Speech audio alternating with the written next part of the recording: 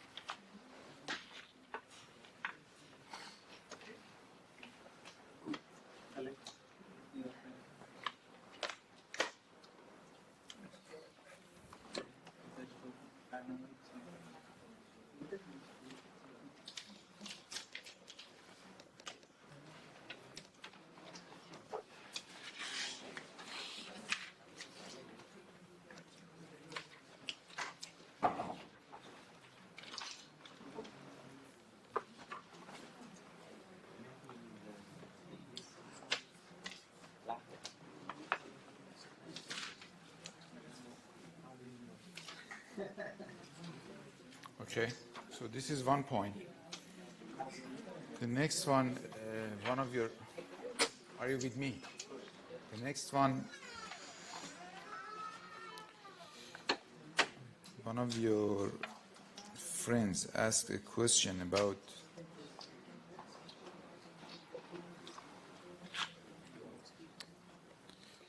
this example and about, actually particularly about the noise temperature and why it is equals to this number. So if I said that if we want to calculate the noise temperature, it means that if we replace a two-port noisy network with just a simple resistor,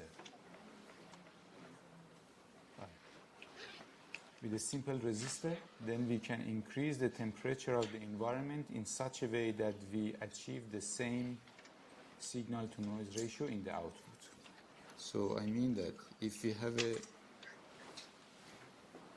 source, and this is our signal source, Vs, and it has a Rs, and we connect it to a noisy network. So this is noisy. Okay, we can replace this, and the temperature here is T1. Okay, we can replace this with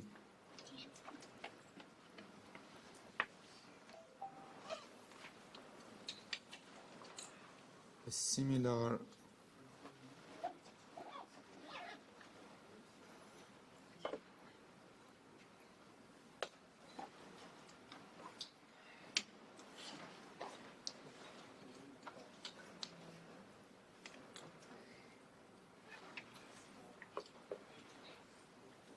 network, and the SNR for the first one, SNR1 equals to SNR2. Now we need to find the T2. I mean, how I can increase the temperature of the environment to a value that the noise signal to noise ratio is exactly similar to the first condition. And how we can calculate it? We know that in the second circuit, actually the only component which is noisy is this Rs. Okay, so and we know that the noise of the Rs is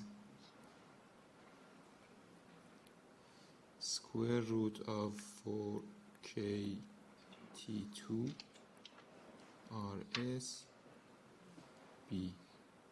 Okay, and the signal is Vs, and the signal to noise ratio is 13.9. And Vs also, you know, it is equal to 25 microvolt, which is given. K is the Boltzmann constant, 1.38 10 to the power minus 23. T2 we want to find, I don't know. Rs is 1K and bandwidth is 25K. Okay?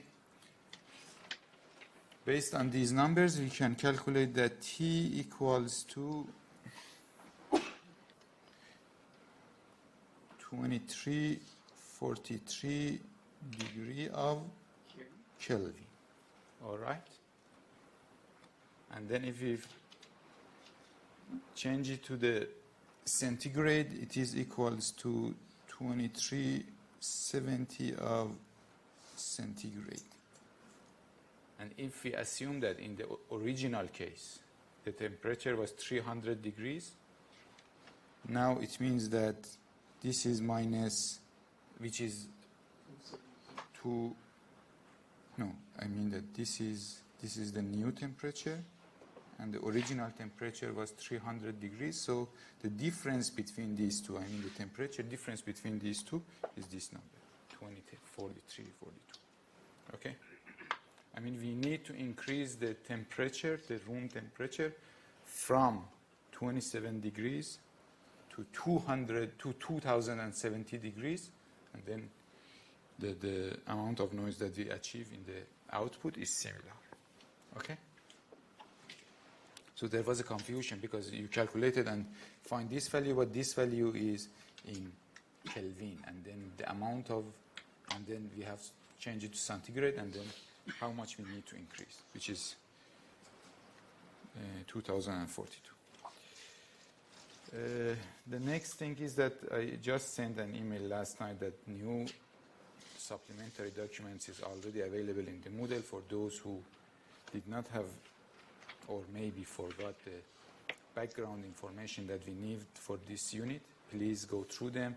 There are some videos for the transmission line and Smith chart. I got them from Associate Professor Karmakar, and some lecture slides on the analog electronics, BJTs, MOSFETs, single stage amplifiers, and so on, which I got from Dr. John Michel.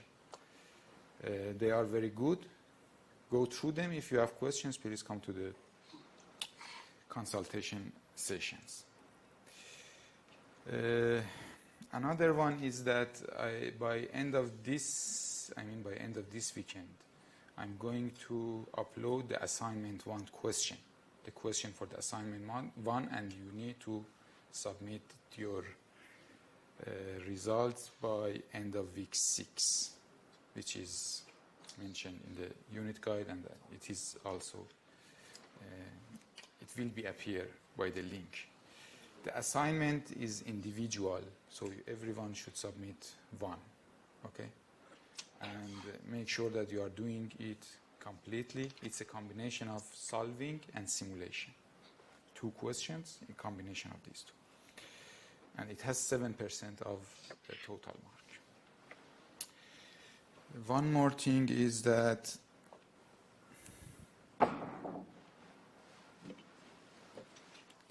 so I add a link here, anonymous feedback. If you have any feedback about the course, anything that you don't like or anything that you like, but we don't have here, please send the feedback and make sure that it's anonymous. I mean, if you want to say anything, it's fine. Okay? Next week in the lab, we are going to play with the Altium Designer.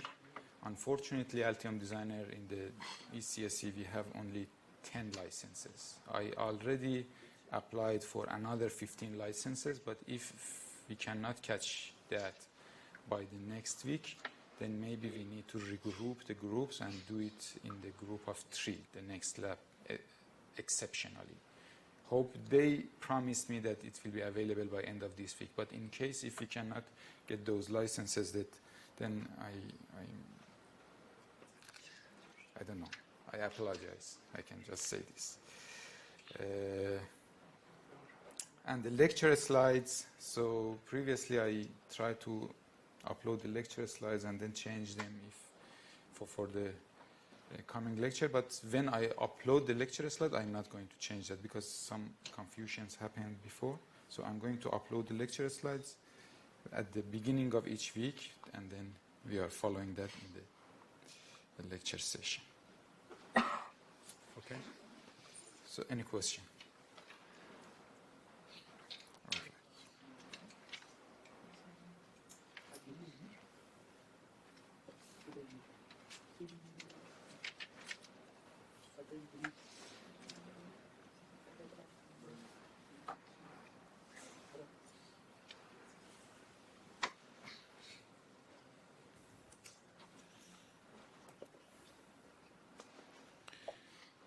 Okay, today we are talking about the transmission lines. Those who had background in electromagnetics, maybe most all of the stuff that I'm going to follow today is a kind of repetitive for them. But it is very important. The transmission lines is one of the main components in any RF circuit.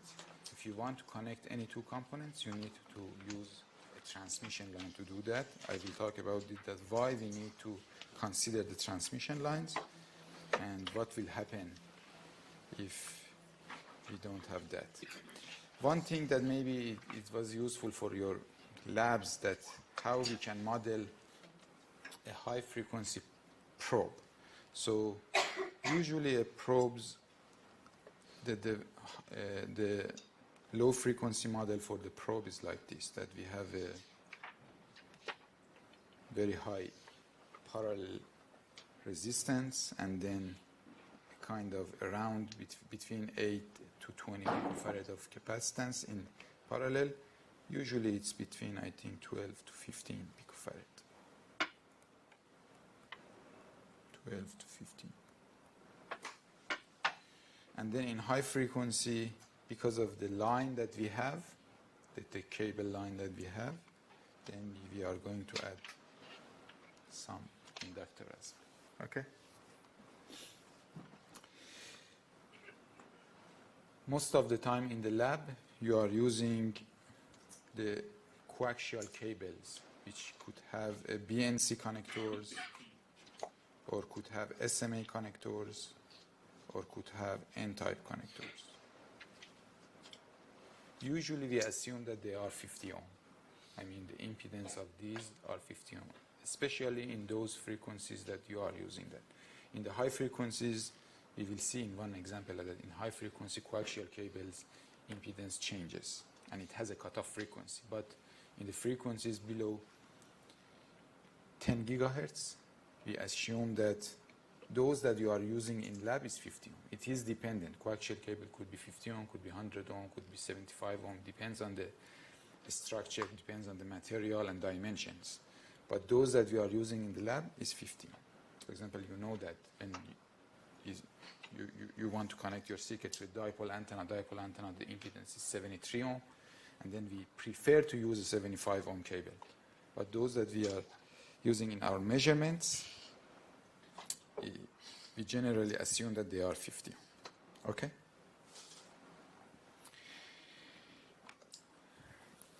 Okay, the wave propagation, everything follows from Maxwell equations, but you know from the basic electromagnetics, not advanced. There are 4 equations that we have: Faraday's law, Ampere's law, and then 2 laws from Gauss. And why we call it Maxwell equation?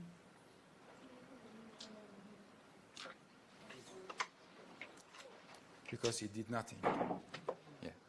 So because he found this part. Okay. Previously we know that, okay, if we change the magnetic field, it generates electric field. But we didn't know that if we change the electric field, I mean, if we have an alternative electric field, then it can generate a current that generates a magnetic field. So this is what Mr. Maxwell found. And then based on these 4, then it says that the electromagnetic fields are propagating, not static. Okay? I'm not going to talk about that. The Maxwell equations for a TEM wave. So this is actually for TEM. For TEM wave can follow from these 2 equations. So we have a forward traveling wave and we have a backward traveling wave. So forward and backward traveling waves. And then each electric field and magnetic field is a combination of these 2. Okay, the same thing for the magnetic fields. We define the phase constant as beta, and then these 2 equations, if we say that Ex is the real part of this, then we can write that it's cosine omega t minus beta z for the forward traveling wave and omega t plus beta z in the backward traveling. It means that the wave is changing by time and by position. Okay? The same thing for the magnetic. Yeah. Sorry? TEM, transverse electric magnetic. Transverse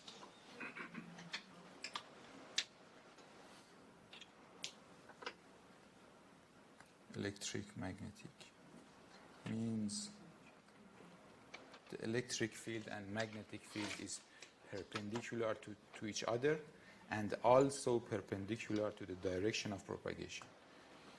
I said that Ex means the E field is in direction of X, Hy, H field is in direction of Y, and then the wave is propagating in direction of Z. Is it TEM just light then? Sorry? Is it TEM just light? Is it just light? What do you mean light? Light is just electromagnetic waves. Light is also an electromagnetic wave. Is it In higher, yes, light is also TEM. We can say that light, because the speed of the propagation is similar to the speed of propagation of electromagnetic wave, which is 310 to the power 8, similar. And then we define the impedance of the wave, eta, which equals to this formula, mu r mu naught divided by epsilon r epsilon naught, the square root of that. And for air, so we say that eta is 120 pi, and also the phase velocity, which is the speed of the wave propagation. It is different for different materials, but in the air, again, we say that V equals to 3 10 to the power 8 meter per second. And this is Ohm. Just a brush up, okay? But in the circuit design, we moved from the electric fields and magnetic fields to the voltages and currents because it's easier. So electric fields actually is volt per meter, and magnetic fields is ampere per meter H. And then we get to the voltage, which is volt, and current, which is ampere. Okay? So a kind of similar equations we will see that we can achieve in the transmission lines. But why we should consider the transmission line? Because for two reasons. If we have a source of energy at point A, and then we have a receiver at point B, so this is A is your transmitter and B is your receiver. And then if we follow the plane wave propagation, so it's generating the wave like this, and the wave is going into different directions. And then in the receiver, only those which are in the aperture of your receiver you can receive. So lots of the energy source will be dissipated, and you cannot capture that because the wave is not guided. So we usually use the guided waves and use a transmission line to connect point A to B to reduce the loss and dissipation of the power. Okay? So this is one reason. And the other one is that if the length of this transmission line, which is, for example, L, is comparable to the wavelengths of operation, then we cannot say that the signal at point A and at point B are exactly similar. Why? Because of this equation that system is dependent on beta z, and beta is 2 pi over lambda z. So if this z is comparable to the lambda, then the phase of the signal is changing point to point. Okay?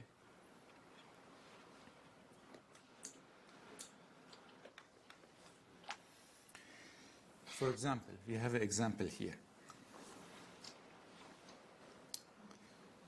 assume that our signal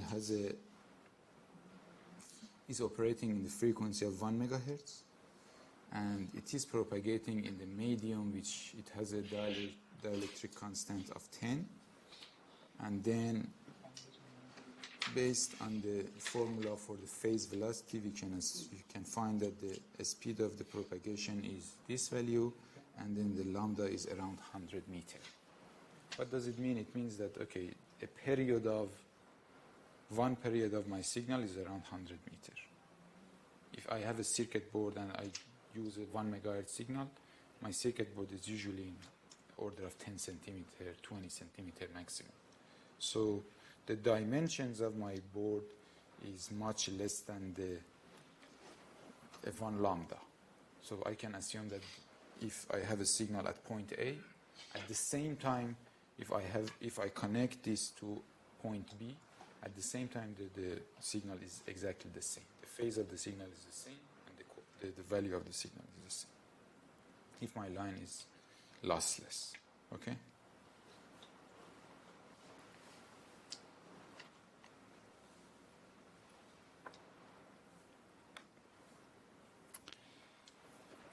But if I move to the 10 gigahertz, what will happen? If I go to the 10 gigahertz, then the operating frequency increases, the lambda decreases. And then what we have is that our lambda reduces to a number like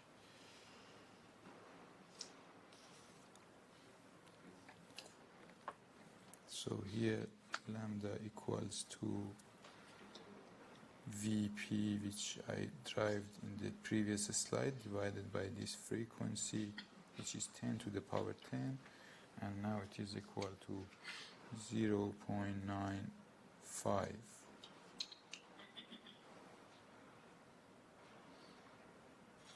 centimeter. It's 1 centimeter, roughly 1 centimeter. It means that if I connect a two-probe oscilloscope to my transmission line, one of them as a reference A, and then I move this probe, I see the signals which has different phases. Even if this A to B, for example, be only, I don't know, 2 centimeters. Okay? So it is important that what's the length of the transmission line and how far we are going from the point A. So this is what I want to emphasize.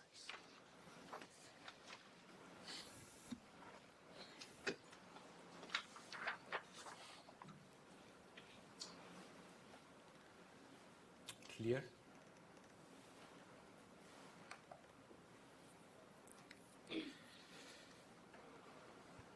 So based on this discussion, it means that if I connect point A to point B with a wire, then the Kirchhoff law is not valid anymore. Why? Because the signal at point B is not at point A. Because if in Kirchhoff law we say that, okay, these 2 points are short circuit together, so the voltage at point A and voltage at point B are the same, and then the current which is coming into the point A, exactly the same current is going out of point B. Because in the Kirchhoff law, the beta Z is 0. Beta is very low. Okay?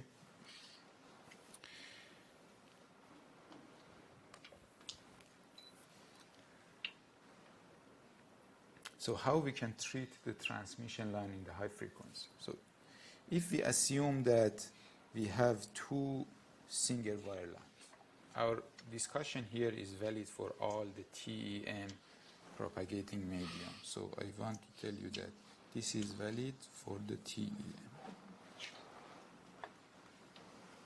I emphasize this because in the TE and TM modes, it's different. The formula is different, the modeling is different. Assume that we have two conductors, okay? So two conductors, I said that it is TEM and two conductors. It means that any TEM wave propagating medium should have two conductors. So this is one thing, okay? And then if we divide this transmission line into I don't know, a cascade, millions of cascade of infinitesimal sections. I mean, from Z to del Z plus delta Z, and this delta Z is going to 0. Very small, okay? From the lecture 1, we know that a single conductor can model with a resistor and inductor, okay? And then I have two conductors, and between these two conductors, again, we have a capacitor, and this capacitor, again, we can model with this.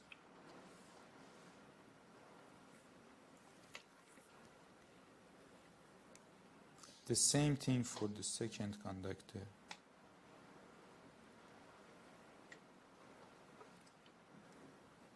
Okay? So this is how we are going to model a transmission line. A transmission line is a series of this kind of block. And then we are going to calculate what's the current and what's the voltage of this structure.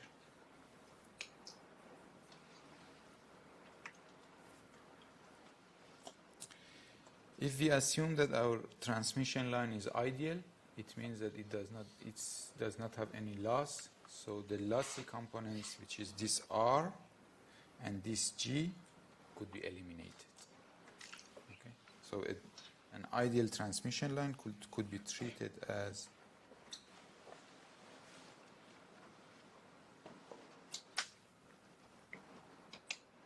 like this. So this is ideal transmission, or T line, or TL. Okay? Then I'm going to drive the equations for this and see that what is the equations. Does G come from the material that's like in tension to conductors? True. G is coming from the conductivity of your isolator. So between these two lines, there is an isolator. Exactly in lecture 1, we say that if we have two plates, these two plates definitely make a capacitance Yes. because of the isolator. But this isolator is not a perfect isolator. Yes. It has a finite conductivity. Okay? Yeah. So the G should be bigger. Yeah. And G is, the source of G is that one. Okay?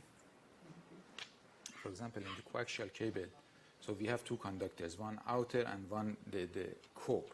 And between these two, we have, for example, Teflon. And this Teflon, okay, is a very good one, but it has a limited conductivity.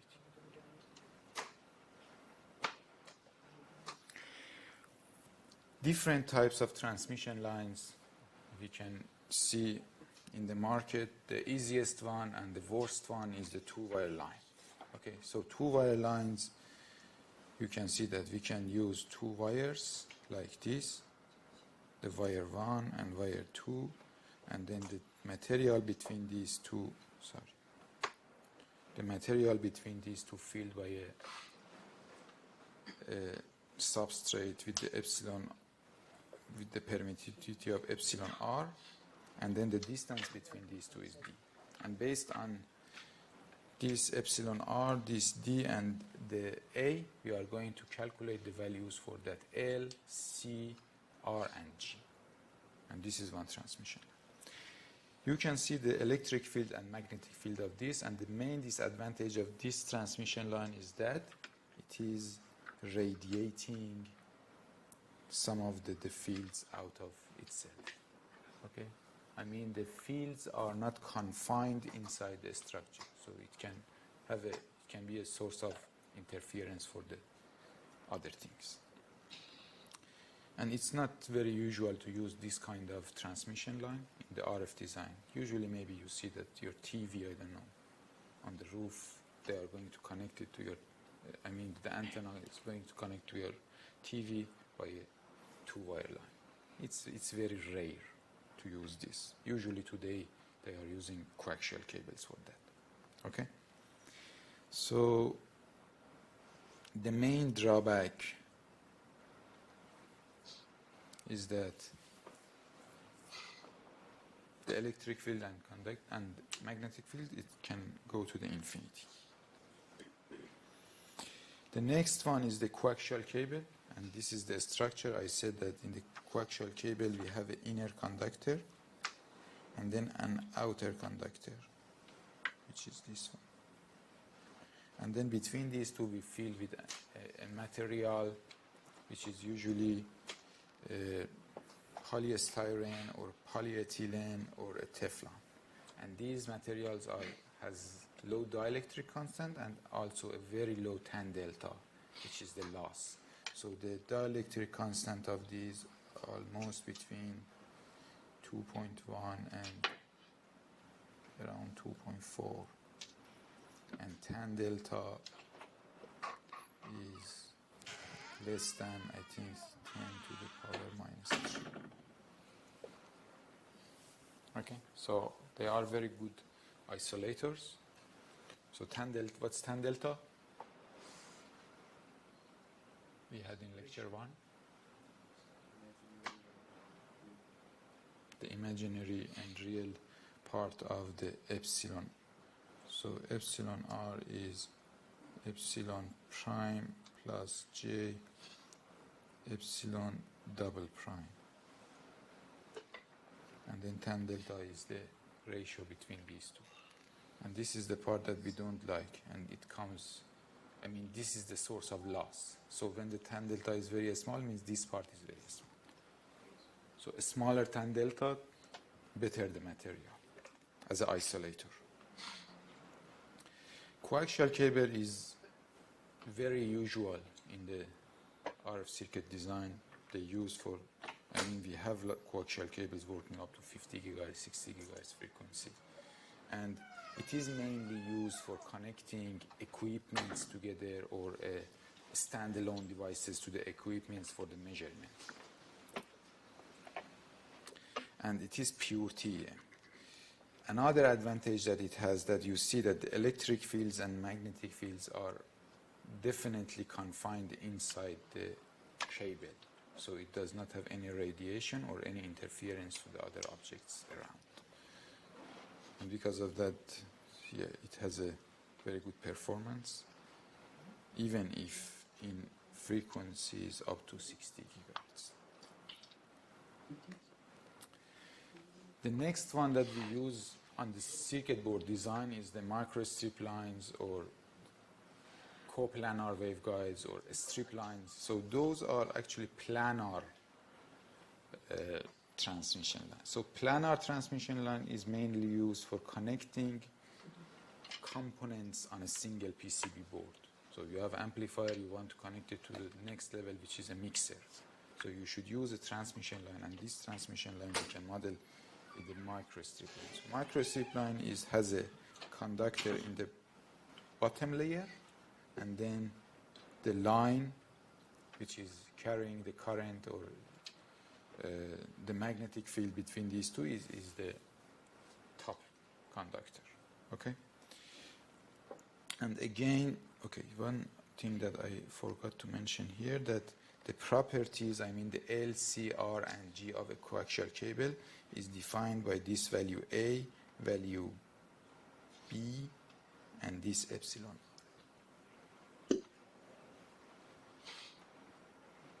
A is the radius of the internal conductor, B is the radius of the outer conductor, and then the epsilon R is the permittivity of the material inside the cable.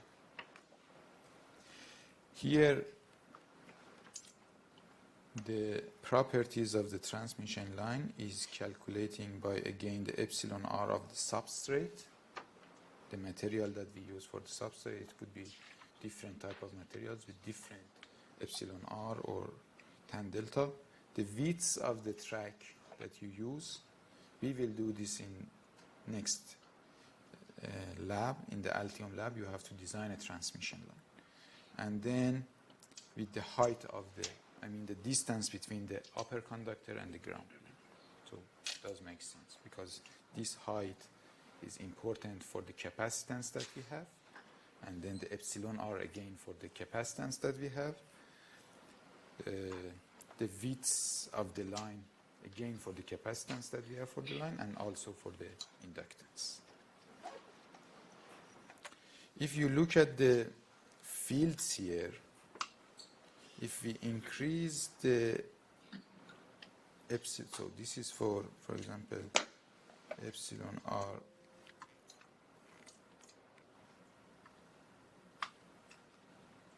for a small epsilon r, and this is for large. You see that the fields are mainly confined inside the substrate. So this structure definitely has interference or radiation. But if we choose the dielectric constant of our substrate a big value, then we can confine the fields inside our substrate and have a less interference. Also, we can make a kind of sandwiched structure, and we call it a strip line. So we have this conductor and then this conductor as the outer conductors and this conductor as the another conductor. So it's again two conductors. So we connect these two together at some point. And then we have one conductor and two and the second. Okay? And again we have the TEM mode wave propagation, but the fields are confined inside the substrate. But the problem, the difficulty of this structure, that you need a multi-layer design. So one PCB board, another PCB board on top of that. So it has more complexity. Okay. The model that we mentioned before could be applied to any type of the transmission lines that I already mentioned. For example, for the two-wire line, you can see that this two-wire line, we can say this wire and this wire making this R and L, and then the distance between these two make a capacitor, and these two conductors and the distance between these two make a capacitor, and also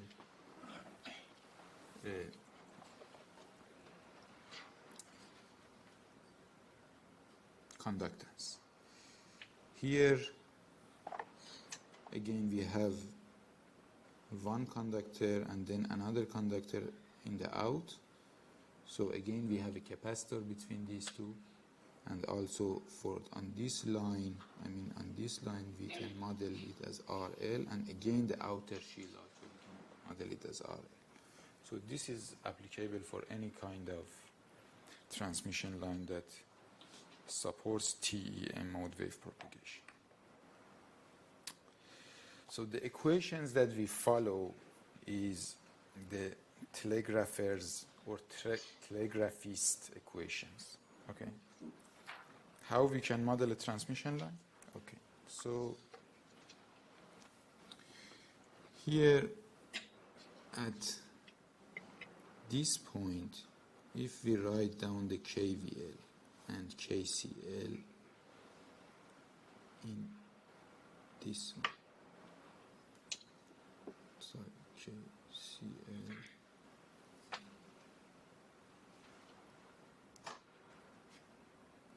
and KVL, then we can find the equations that our voltage and our current is following from. So you can see that if we write down the KVL, the voltage V, Z, and T is the voltage of this resistor, which is Ri, and then the voltage of this inductor, which is L, partial differential I to partial differential T, okay, plus this voltage, which is the Vz plus delta Z. And then we write down the KCL at this point. The current which is coming inside into the node is I. So one current is going out, which is I Z plus delta Z, and then one current which is going into these, I mean two currents which are going into these two. So the current which is going into the G is the voltage divided by G, which is this one, or as it is conductance, G multiplied by voltage, and the voltage of the capacitor, which is C partial differential V to the partial differential T. Okay? And then if you reorganize these two equations, then you can see that this, which is T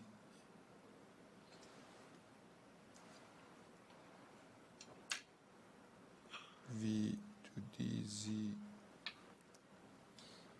equals to R plus J omega L, and J omega L is coming from here. You know that partial differential I to partial differential T is J omega. Yeah. That R times delta Z is G times delta Z. Which one? In both equations, the first term is R times delta Z. You mean here? Yeah, Yes. R times delta Z. Because R is Resistivity? R is ohm per meter. Okay, it's resistivity, not resistance. Yes. I mean, yeah, it's per meter. And so Because we assume that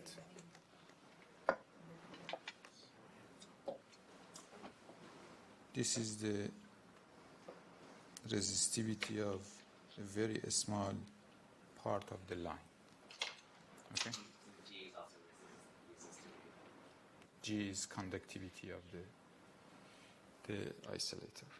Yeah, Conductivity or resistivity? conductivity. Oh, yeah, yeah. Conductivity of the, and then you say that conductivity times the voltage is current. Okay? So this J omega L is coming from round I to round T. Does it make sense?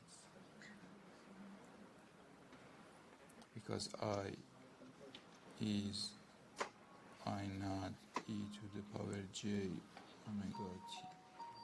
Okay? Okay? So we have two equations, and then if you calculate IZ from here and put it into the second one, and again do the partial differential equation, you can follow these two equations. These are the two equations that our voltage and our current is satisfying. And the value for the gamma equals to this number, and then we are defining an intrinsic impedance or characteristic impedance, which is coming from this. And this characteristic impedance Z naught actually, or Z equals to V divided by I. Z. So this Z naught is a counterpart of eta that I mentioned in the first slide. This gamma or alpha plus J beta is exactly the same as what we have in the wave propagation.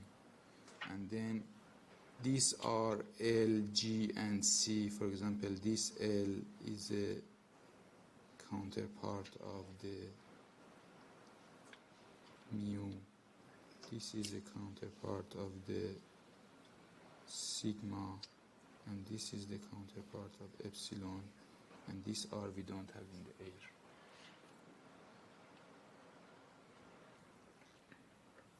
If you are following, I mean, those equations which is valid for the wave propagation, for the electric field and magnetic field, exactly they have a counterpart in the transmission lines. The same thing is happening here. We have two definitions, alpha and beta, and then one of them we call attenuation constant, and one of them which is imaginary, I mean in the gamma is imaginary, we call it phase constant. When we put it into the equation, I mean, okay, if we go to the solution here, the solution of this second order partial differential equation, you know that this is the solution. So it has two solutions, which is one of them, again, we call it forward traveling and backward traveling.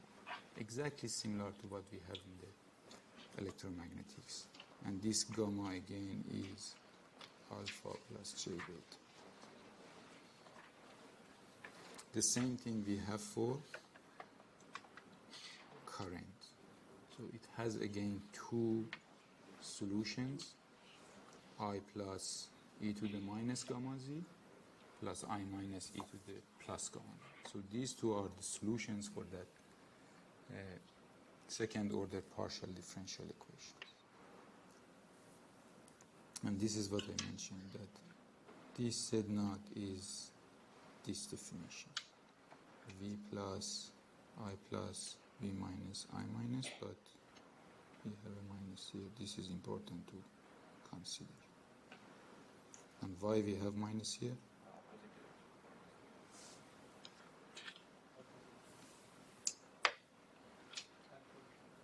Sorry? Okay, why in the backward the voltage and current should have minus?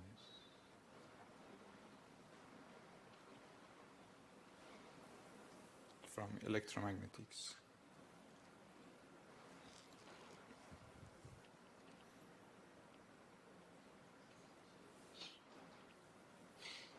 Okay, I leave it to you. Think about that. If not, then I can discuss.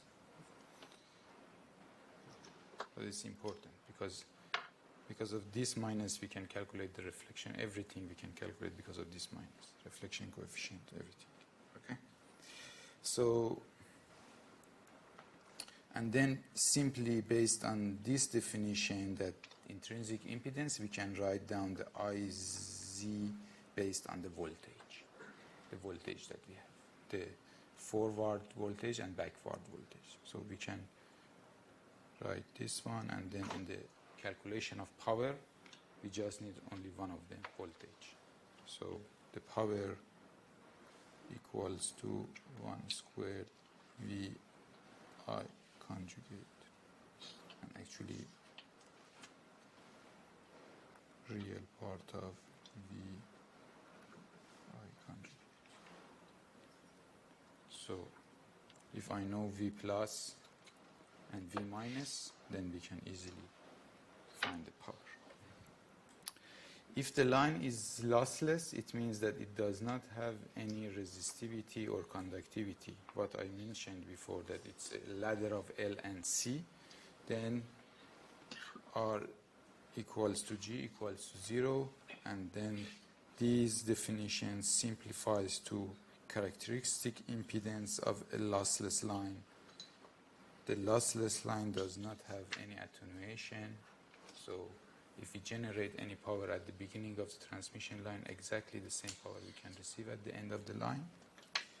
The propagation constant is J beta, and then the beta can be calculated like this, omega square root of LC, and then this is the phase velocity or wave velocity of the signal. Okay? Is it clear? Good? Okay. Now for those three transmission lines that we have, then you need to put the parameters for the R, L, and C to find the, for example, the characteristic impedance or the phase velocity or this and that. And then all of them could be calculated from this table. Okay? I leave this to you if you like. This is available in the book, that how, for example, we calculate the R of a two-wire line. It's easy. Or how we calculate the R of a coaxial cable or a C of a coaxial cable. So these are what available in the examples of the book. I am not going to solve this, but it's easy. For example, for these two conductor plates, so it's very easy that the capacitance is this value. Okay.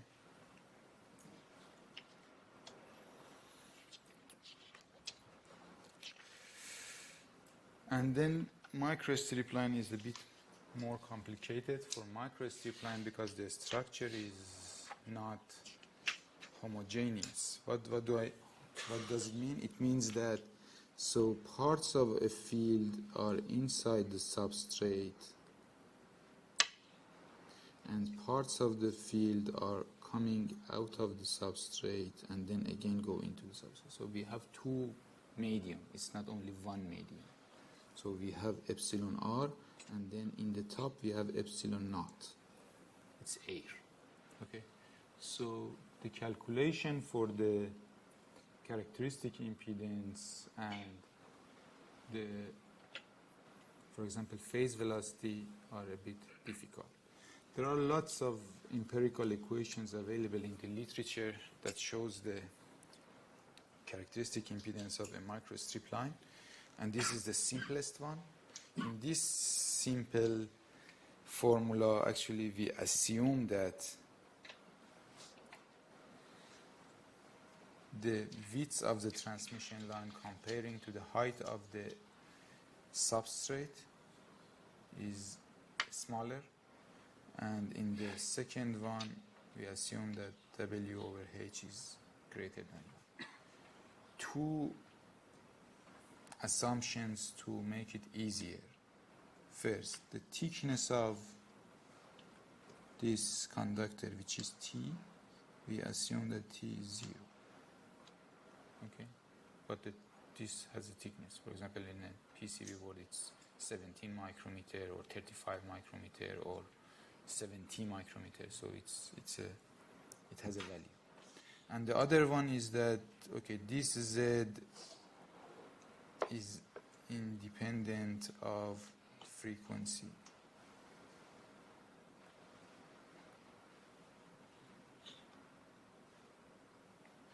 Okay. So these are the two assumptions that we have.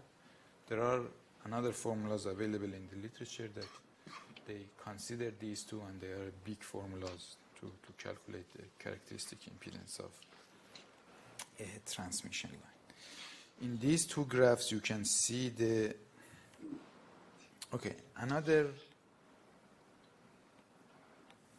value that we can define for the microstrip line is the epsilon effective. I mean that as this architecture is not homogeneous, I mean it has, for example, epsilon r here and epsilon naught here, so it's not homogeneous.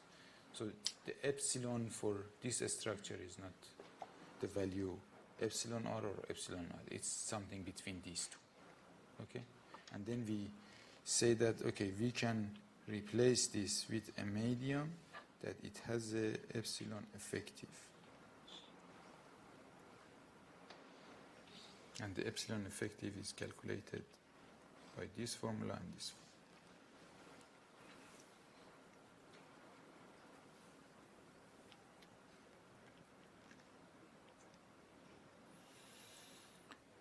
So you can see that, for example, if the epsilon r is 12, based on the W over H, the epsilon effective could start, for example, from 7, and then it can increase to, and the maximum number that it can get is 12. So it's a number between the epsilon naught, which is 1, and epsilon r, which is 12. The same thing for the others. And then the characteristic impedance also you can see here. Based on these graphs, if I have a dielectric constant of, I don't know, 1, for example, 2.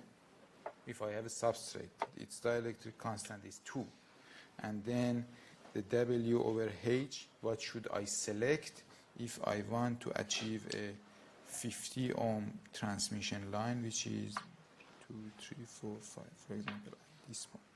So you have to draw a line and then find that what should be the W over H that I need to have a 50 ohm line. Okay? So in the microstrip line, you have two parameters, H and W, that you can play with. Your substrate is constant. Also, I can say that H is constant because H is the thickness of your substrate. It is predefined. So the only thing that you can play with is the width of your line. You can change the width of your line in such a way that you receive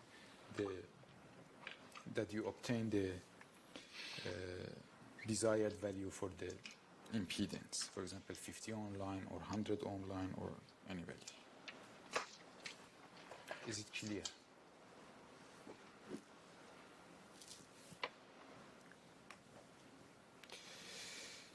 Okay.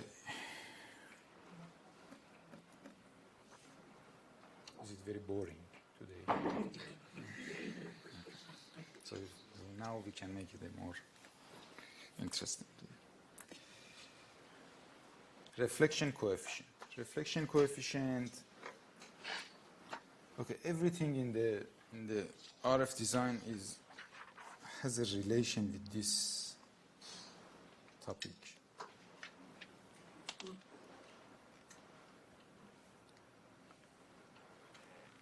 And this reflection coefficient comes from the mismatch between the different components or different parts of a system. I mean, if I have a load and then I have a source and I want to transfer power from my source to load, if these two does not have a match impedance, then some power is going through and some power is coming back. So if they are matched, then all the power is going to this load and we are happy. But as there is mismatch, then we have two waves, forward waves and backward waves. So some part of this wave is going through this load and absorbed by the load, and some part is reflected back to my source because of the mismatch. This is all the story behind the reflection coefficient and mismatch. So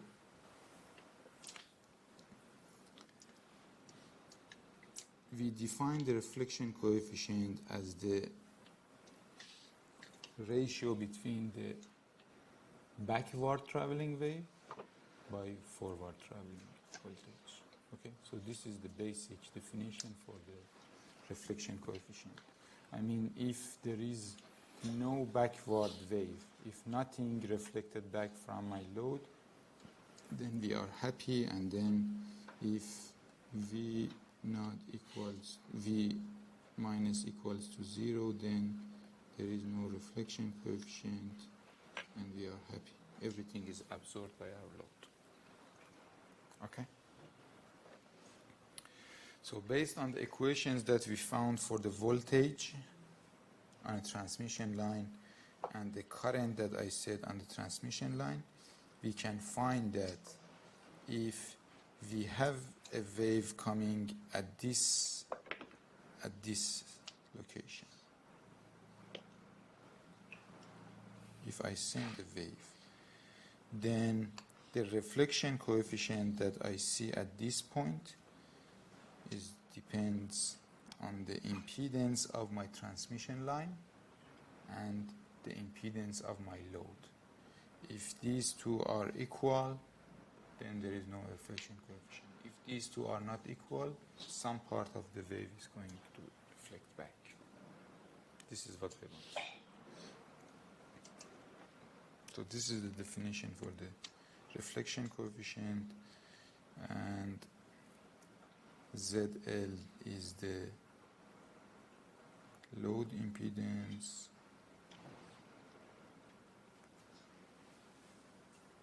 For example, if you have a resistor, the impedance is the nominal R. If you have a capacitor, the impedance is 1 over j omega c. Okay, and then this Z naught is the intrinsic impedance of the line.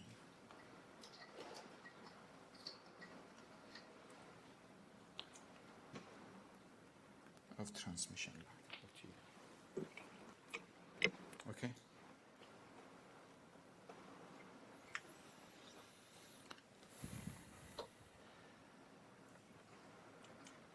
So in special cases, I said that if the impedance of our load is equal to the impedance of the transmission line, nothing is reflected back. If the impedance of our load is 0, I mean if it's short circuit, then everything is reflected back. All the wave is reflected back. And then the gamma naught equals to -1. I mean the absolute value of gamma equals to 1. Also, if we have open circuit, again based on this formula, everything is reflected back and absolute of gamma equals to 1. Based on these, I can say that the gamma is always between -1 and 1. So gamma equals to 1 is the perfect matching condition. Gamma equals to +1 means you reach an open circuit, and equals to -1 means you reach to a short circuit. Clear? And any value between these two means you have another load.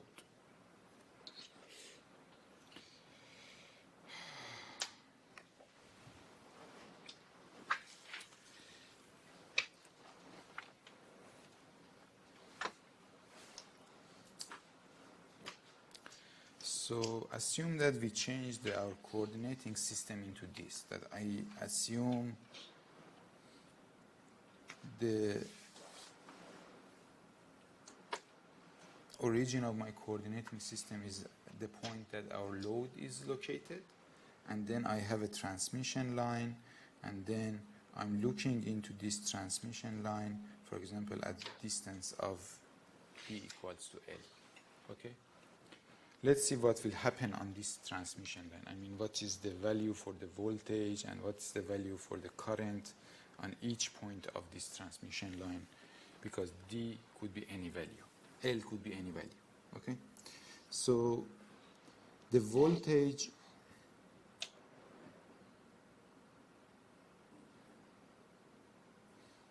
at point, what's this?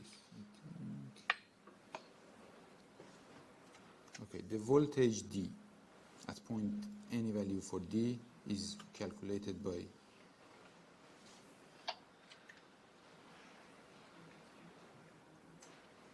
this number, because, okay, I think because we put ZL equals to 0. All right, assume that we short circuit this line. I mean, the condition is this, that we have a transmission line and I put a load, and this load is short circuit. Okay, so I short circuit the end of my two lines, and I want to see that what's the voltage at each point of my transmission line. So as I short at this point, I made a short at this point, then we can write down the VD equals to this one. Why?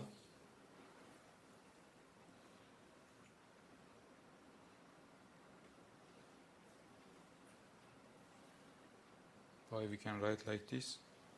So I said that gamma equals to V plus divided by V minus, and for the short circuit gamma equals to -1, so V minus equals to minus V plus. Okay? When we use short circuit, the V minus equals to minus V plus. True? So I can write the equations V plus e to the power j beta plus V minus e to the power minus j beta like this. Okay? And then this is, I can write down the e to the power j beta d minus e to the power minus j beta d as a j 2j sine of beta d. Okay? And then if I make it as a time varying system, so then we can write it like this. So the properties of this wave comparing to the propagating wave is that this wave is not propagating. Why? Because if you can see, so when the wave is propagating, it means that it can get any value at any distance at any time. Okay? So the wave is moving, so at t equal to 0, it has one value at point A, and then at t equal to 1, it has another value. But you can see that, for example, at point d equal to 0, this wave, the voltage is always 0. So this is not a propagating wave, because these two components are separated. They are not together anymore. A propagating wave also always follows cosine omega t plus or minus beta z. So they are not separated.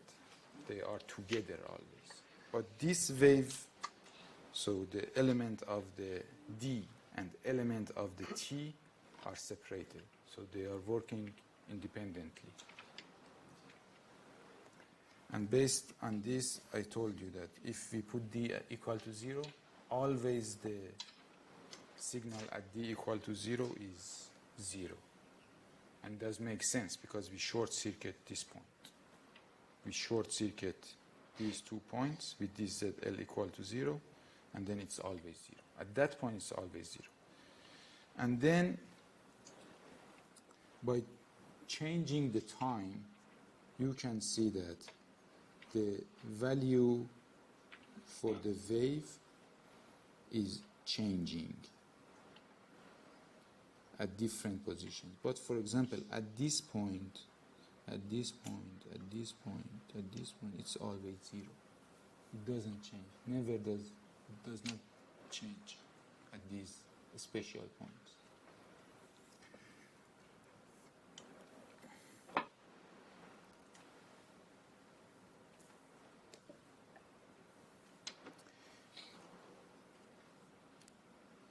We can write down the VD if you just get a factorize e to the power j beta d. We can write down the VD as this formula and then say that it is AD1 plus gamma d.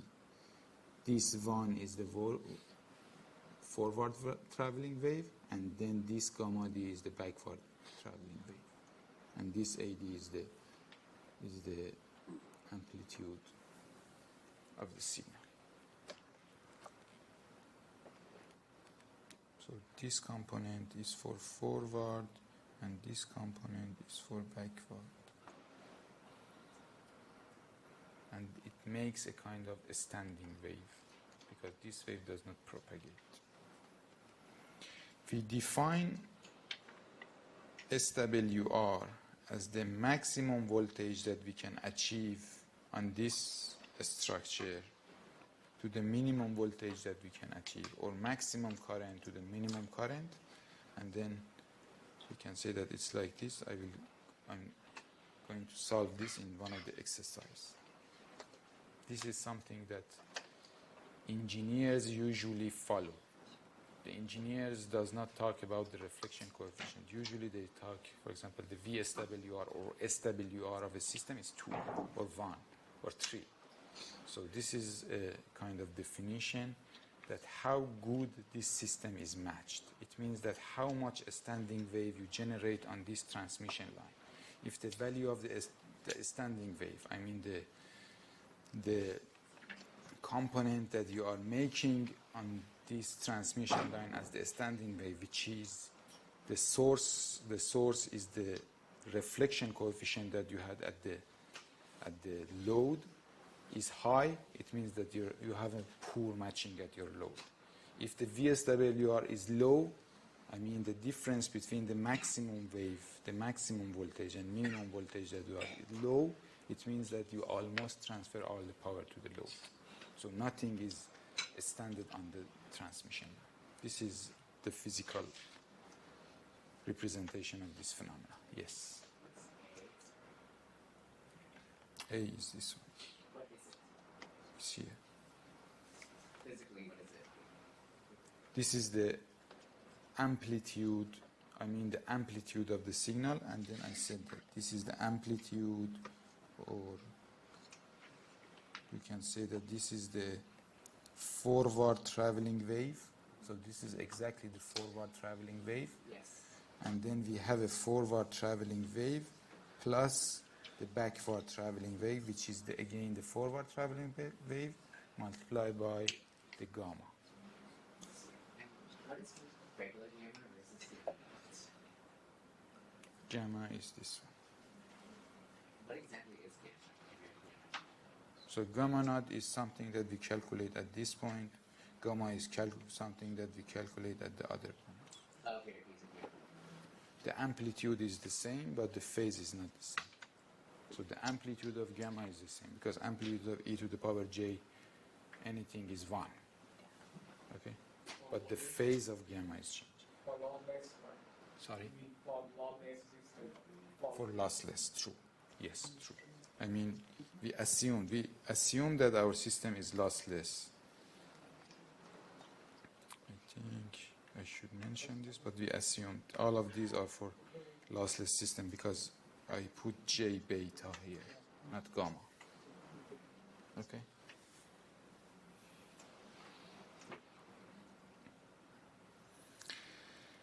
So special cases that we can again follow, that if our ZL equal to Z naught, then the SWR or VSWR is 1. And then for the short and open cases, then the SWR is infinity.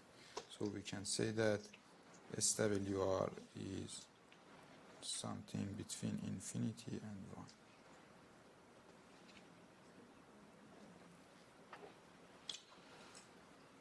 And this is the graph that shows the VSWR based on the amplitude or absolute value of the gamma. So if the gamma is 0, which is a fully matched, we have a VSWR of 1. If we have a poor matching, which is the, for example, 1, then the VSWR increases to the infinity.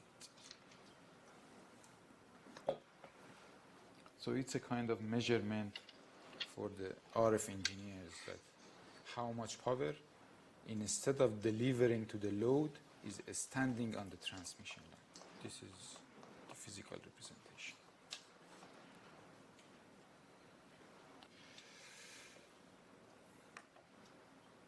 Okay, I think we can stop here and then continue at 4:30.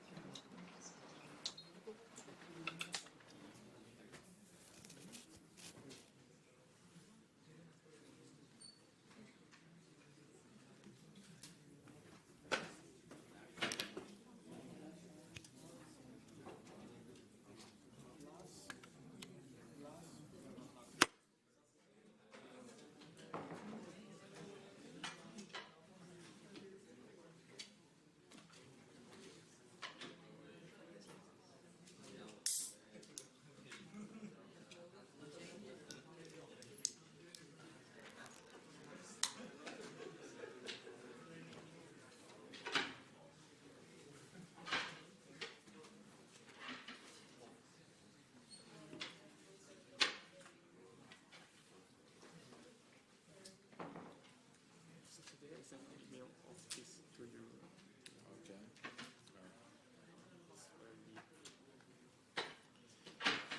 I didn't bring it with me today. It's fine. So actually I saw this one and I thought that maybe if we replace, because that R1 and RS is equal, maybe this one is correct. I mean the value that you calculate is correct, but actually I didn't find it. What is the But problem? the voltage here and here should be the same, right? So here this point minus INRS here, and this point is the current that go to Yeah, this I way, understand. and current that pass through R1 gives rise to the same voltage.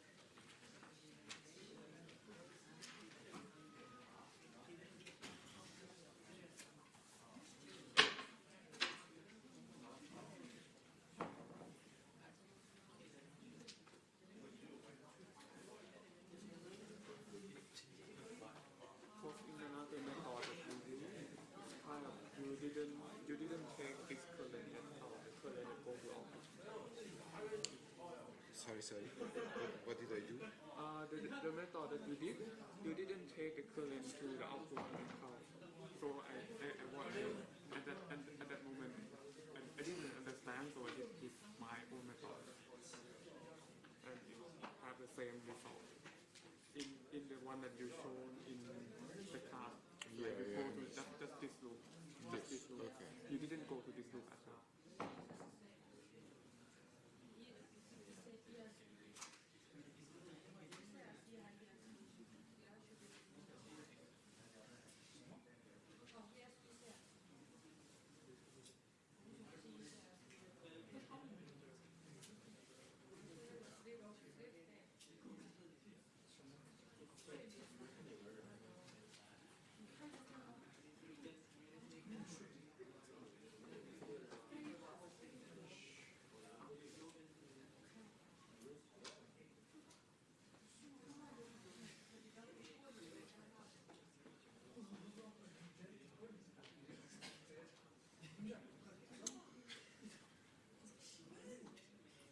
I will think on this and then get back to you.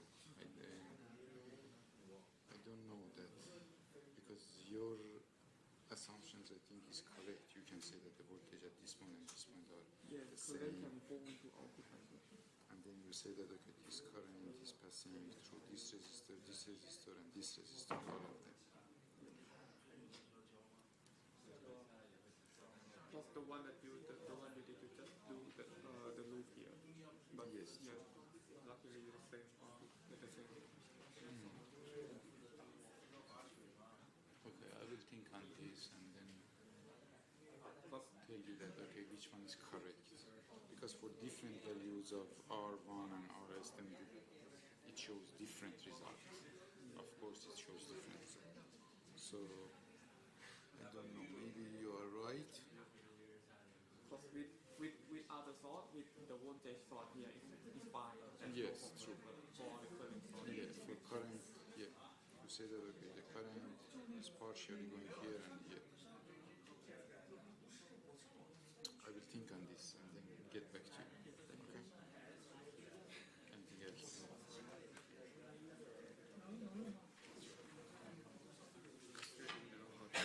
Get GM. GM is IC over VT.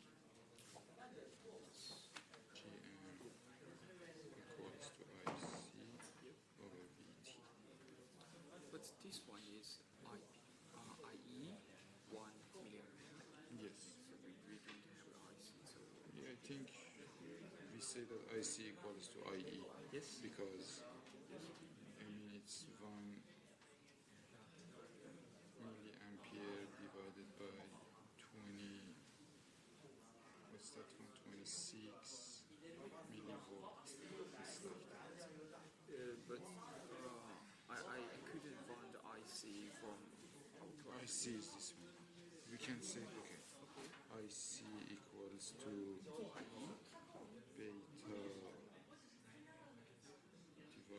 beta divided by beta 1 but plus 1.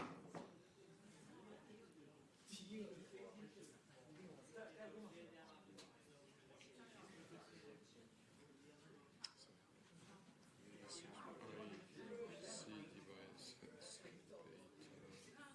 plus 1 divided by beta. It's always like this. Because we know that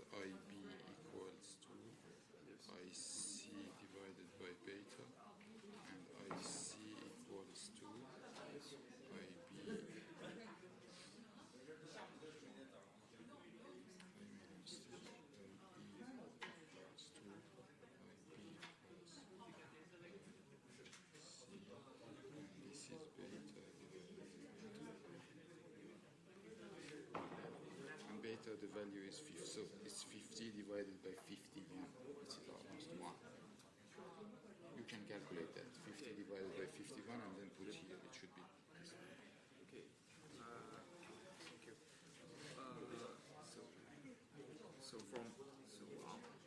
If we are only get IE, the better we can get the J. Yes, true. Always, and VT we know that you can calculate from the formula, it's around 26 millivolt in the temperature. Hours.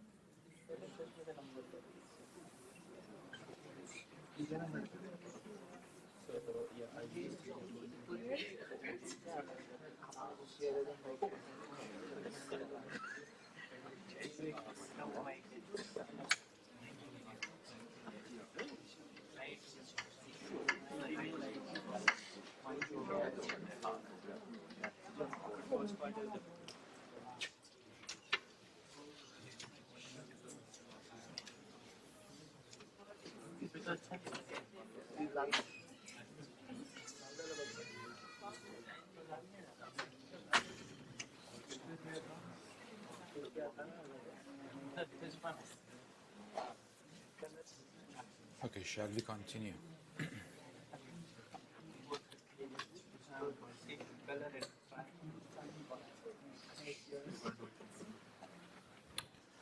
All right, what I just mentioned is the definition for the reflection coefficient, how we can calculate the reflection coefficient for a load connected to a transmission line, and then the SWR or VSWR for the same situation. I mean, how much wave is standing on the transmission line instead of delivering to the load. So these are the two parameters that we usually deal with in the RF electronics, in the matching concept. All right. So here, assume that we have a load of ZL, which is connected to a transmission line with the length of L. So this point to this point, the dimension is L. What is the input impedance of this segment? I mean, I have a load here, and I have another transmission line that the characteristic impedance is Z0, and I want to calculate the input impedance of this structure. So the input impedance, or the impedance always, is calculating based on this formula, V divided by I. And then this V has two components, one the forward traveling and the backward traveling, and I similar. And you see that here is positive and here is negative. Okay?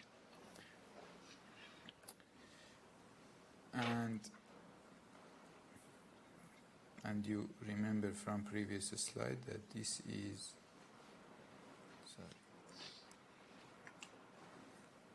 this is gamma D.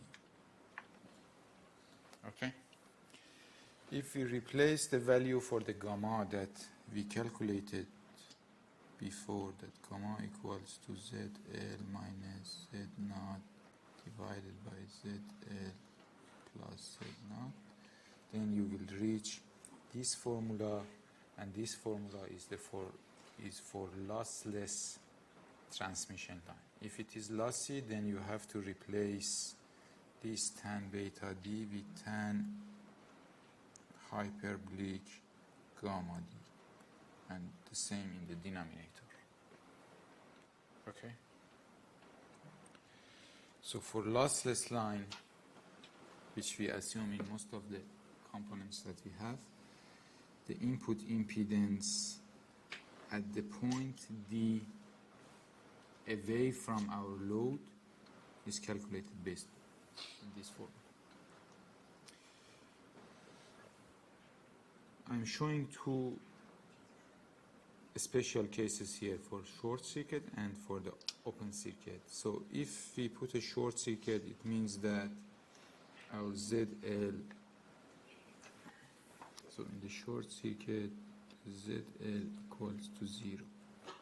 And if we put ZL as equals to 0, you can see that the Zin is calculated as J Z0 tan beta B.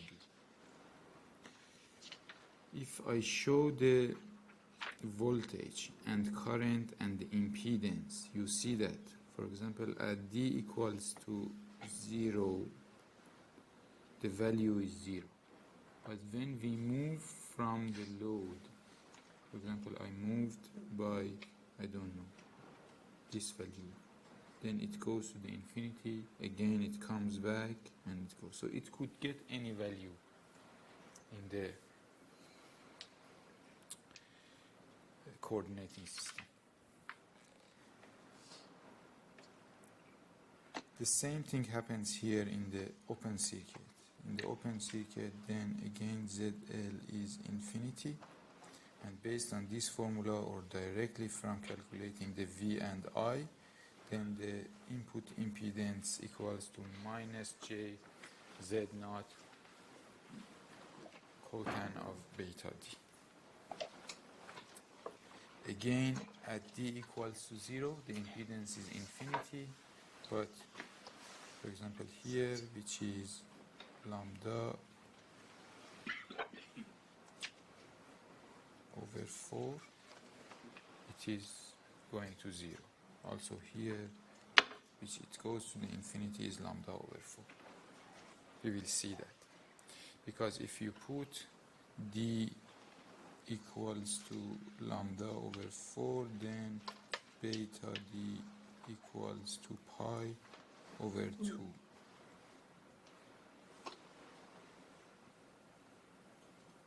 And tan of pi over 2 is infinity, and cotan of pi over 2 is 0.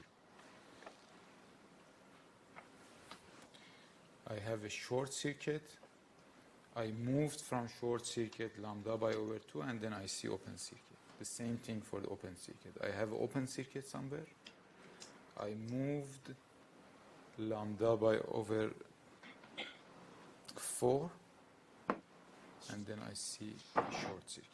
You can see here that if we have a transmission line and the value for L and C is these two numbers, okay? 210 and 120. You see that at different frequencies, they show, the impedance for the short circuit shows different values, and for the open circuit, the same. So based on how far we are away from the impedance, we can achieve another impedance. This is what I want to say. Is it clear? It's very important for the impedance transmission. Sometimes I need a short circuit, but I don't want to drill my board and make a via to the ground. So I put a lambda by 4 open stop and done. No drilling, no via.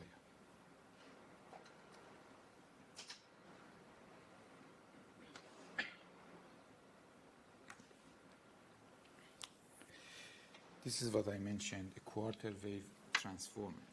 So in the formula that we had in the previous slide, that this is the formula that we have for the input impedance of a load connected to a segment of transmission line. If the length of the transmission line is lambda over 2, then after lambda over 2 again we reaches the ZL. So every lambda over 2, the impedance is repeating.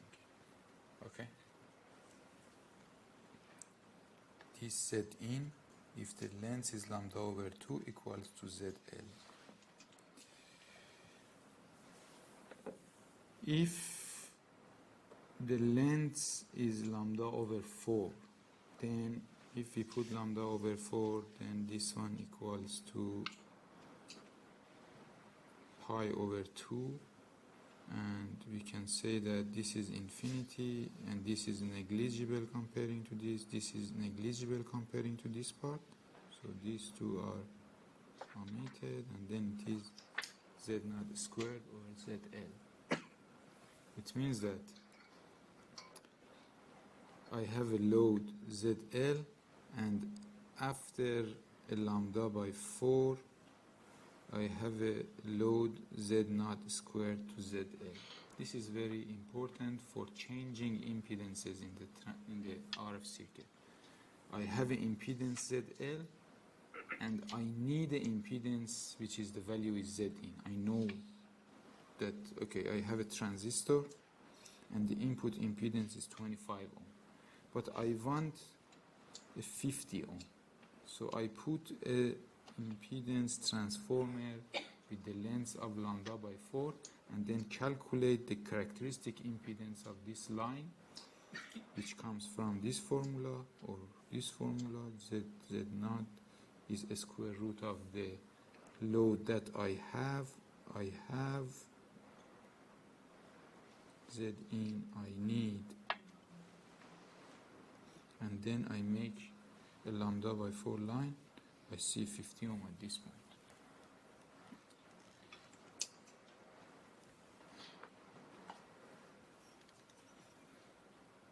For different frequencies, actually the length of this is different. For example, at 500 megahertz, I can say that the And for the epsilon R4, I can say that L is this one. L equals to lambda by 4, which is equals to lambda R by 4, which is equals to VP divided by F by 4, and then I can say that VP is C divided by a square root of epsilon R. Put the epsilon R here, find the VP, put F as 500 megahertz, and then the L is 75 millimeter. So I need a 75 millimeter line, and the impedance of that line should be 35 ohm. I change the 25 ohm to 50 ohm, and then here I can connect the 50 ohm line or connect it to another component which has a 50 ohm output impedance. No reflection. Okay?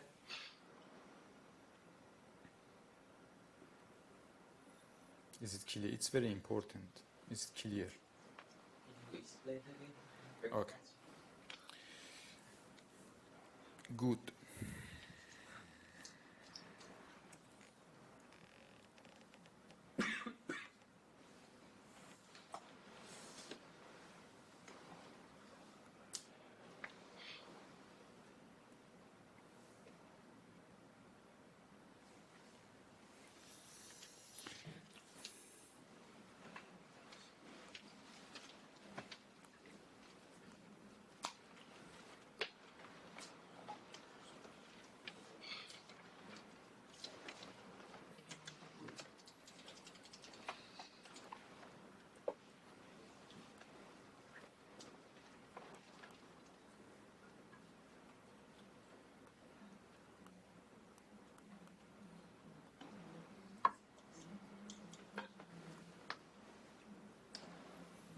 So this is the situation that we have. We have a transistor. That the input impedance of this transistor is ZL. Input impedance of the transistor equals to ZL. We know that. We measure this. And we have a transmission line, I don't know, Z1. I know that this Z1, the impedance of previous stage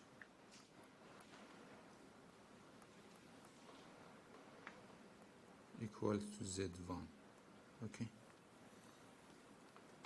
And I want to connect these two together. So if I connect these two together directly, I mean, forget about this section. I mean, forget about this section.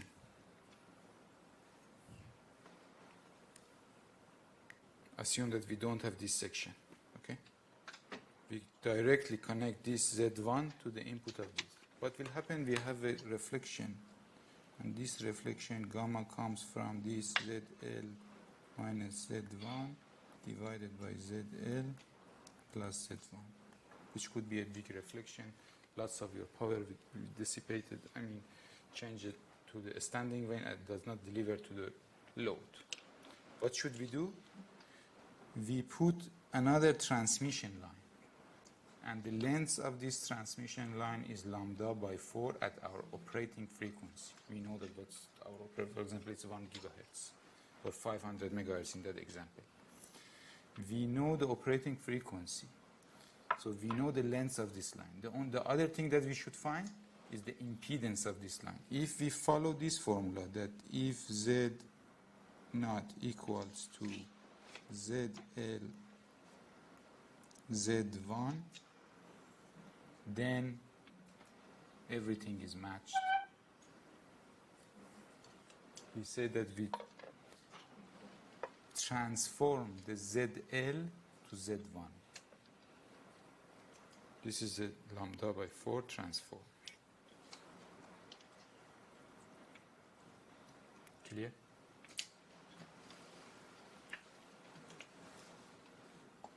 Does this mean we know Z1 and ZL, so We know the input impedance of our stage, we know the output impedance of the previous stage, and we want to connect these two together. We can use the impedance transform.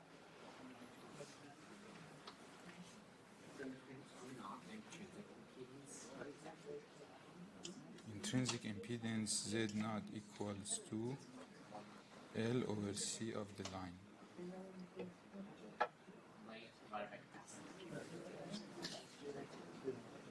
Inductor of the line divided by capacitor.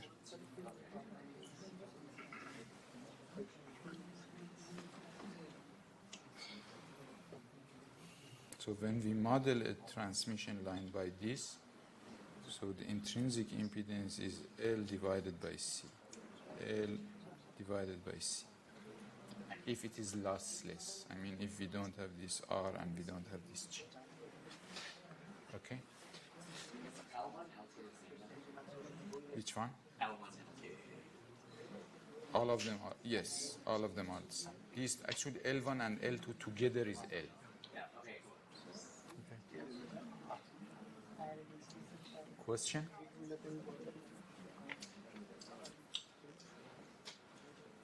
And then the intrinsic impedance is calculated based on this formula. If R and G are 0, then it is a square root of L over C, which we had here.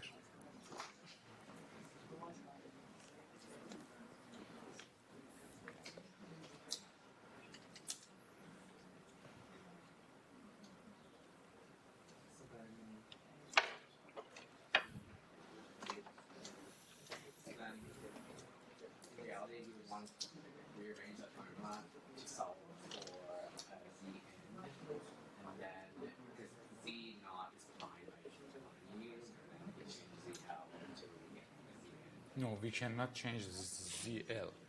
ZL is something that we measure from our transistor. For example, we have one transistor, another transistor. Okay, I want to connect these two. I measure the input impedance of the second stage, it is ZL. I measure the output impedance of the first stage is Z1. I want to connect these two together. If I directly connect these two together, I have a reflection at the joint point. Okay? I design a transmission line with the length of lambda by 4 and connect these two to that transmission line, and then with that I'm going to match. So you make transmission line have Z naught, and you make You have to find the Z naught, that was the value for the Z naught, and then Z naught is calculated by this. and then you make transmission line. Yes, true. And the length should be lambda by 4. So it has two parameters, Z naught and L. What happens if the frequency move to 100 It's changed. So It- it's a line very short. 200 gigahertz. 100 Gigahertz. So I don't know, 100 gigahertz is a lot, but again you can calculate that lambda equals to C over F, or actually not C, it is, guys, 2.5 it's VP over F. If, for example, you have a substrate and epsilon R is 1, then at 30 gigahertz is 1 centimeter. At 100 gigahertz it is 3.3 millimeter.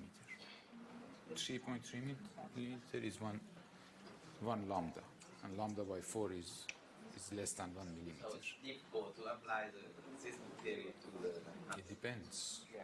It's not difficult. Inside a chip, 1 millimeter is a big area. I mean the different components not inside the chip. No, different, yeah. In lumped, I mean in distributed, yes, it's difficult. But inside a chip also, these rules are applying there as well. Okay, any question? Question? All right, if not, we can move to the next one. I'm going to solve one example on this. All right, and then so far we studied how we can connect a load into a transmission line.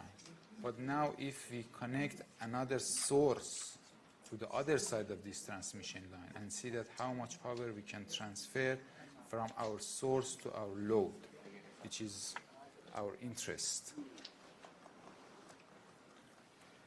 So then we have three impedances. One is the impedance of the source as ZG. So this is the impedance, this is the source impedance. And then one, our load impedance.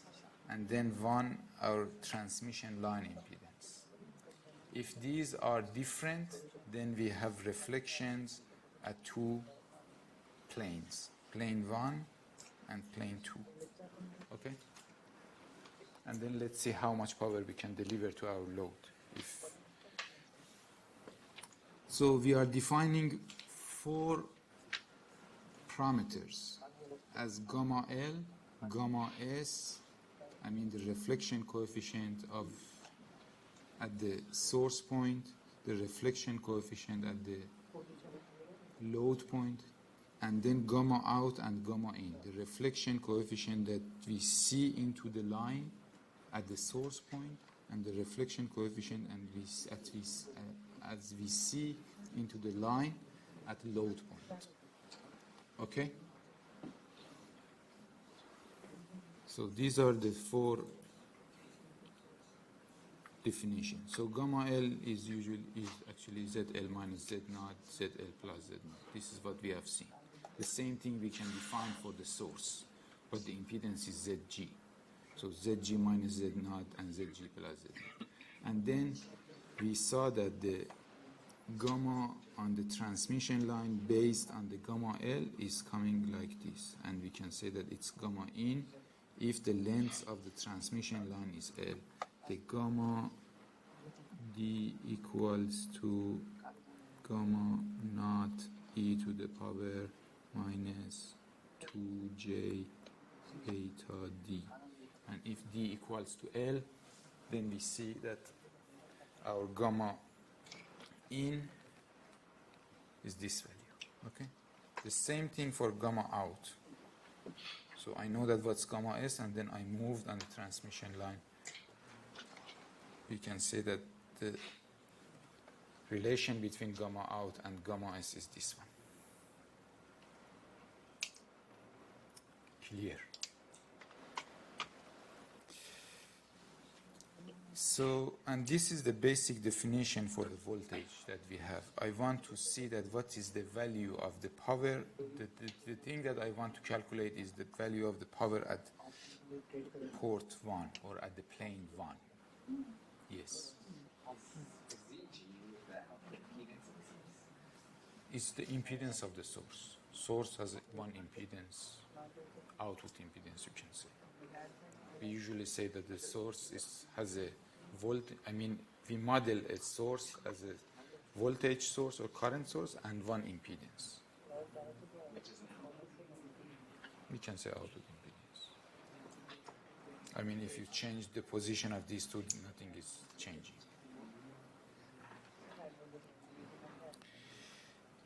And we know that V in minus equals to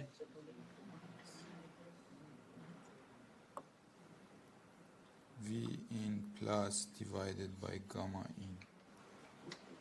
This is the definition of the gamma in. Gamma in is V in minus divided by V in plus.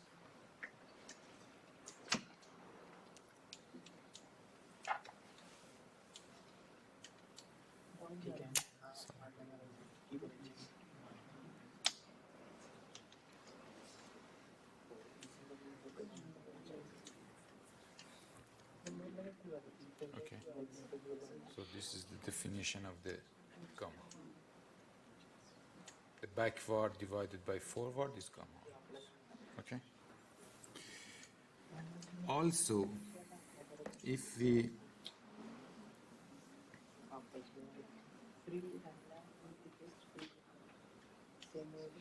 replace all this section, I mean I replace this with one impedance with the name of Z in. Based on the voltage division, we can say that the V in equals to VG and then the voltage divider ZG and Z in. True? Good. So this is one formula. And I also, we can write down, I said that as we define gamma, then we can easily write down I based on the V in plus. This is what I mentioned a few slides back. Based on the gamma and this characteristic impedance or intrinsic impedance, we can define the I based on the voltage easily. And this is the formula that we have. And we know that the power is coming from this formula. So the power in, I mean the input power to this structure is this value. It comes from the V in plus and it comes from the gamma in. It's based on these two parameters. Okay? So we have two parameters, V in plus and gamma in. So, and V in plus is calculated here based on this formula that we have. V in plus multiplies by 1 plus gamma in equals to Vg. So we can replace the V in plus by this value, and I replaced this Z in, sorry, this gamma in by gamma S.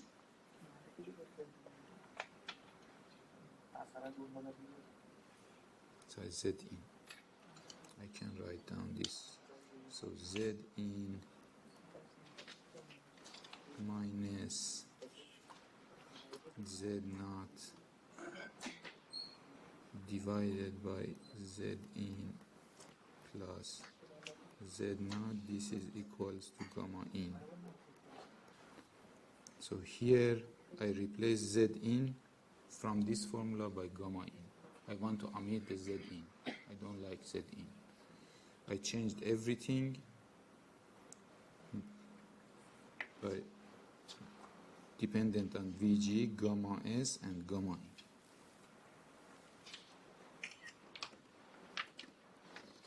Clear?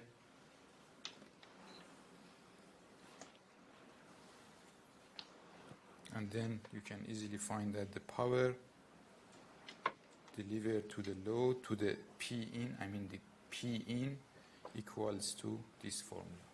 Also, we can replace this gamma in from here based on the gamma L. And the final formula is this one. I mean the available power at P in is dependent on the voltage that we are transmitting, on the characteristic impedance of the line, on the reflection coefficient that we have because of the mismatch at the input, and the reflection coefficient that we have at the output because of the mismatch at the output. This is the amount of power that we are delivering to this point. And then we say that as this transmission line is lossless, exactly this power is delivered to our load. So this is our assumption that our transmission line is lossless, and then this is exactly delivered to our load. If it's not lossless, I mean here instead of J beta L, then you should put gamma, and then we have another factor e to the power minus 2 alpha L, which is the dissipation on the transmission line, and then that power is delivered to our load. Okay? No?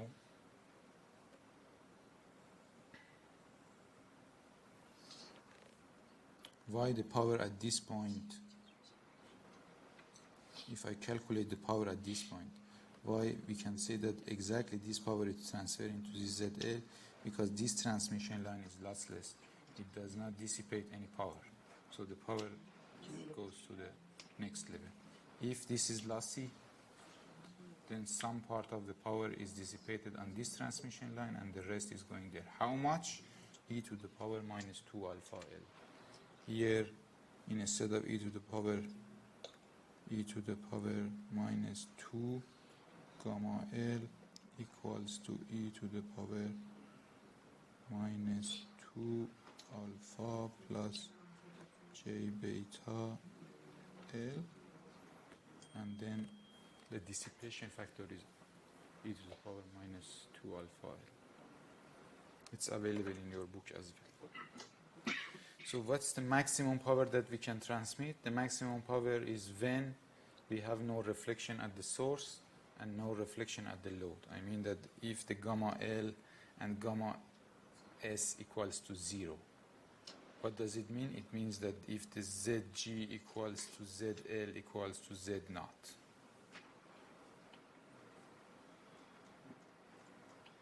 True or not? No, it's not true. But if the gamma S equals to gamma L equals to 0, then this is the maximum power that we can achieve.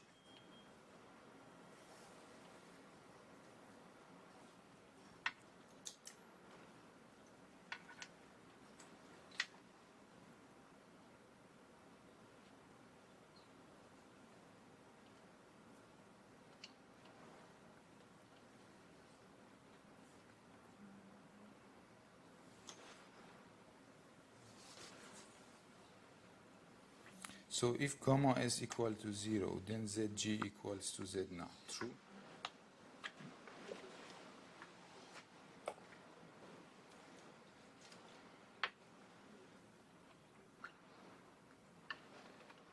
The same thing for the gamma L. ZL equals to Z naught.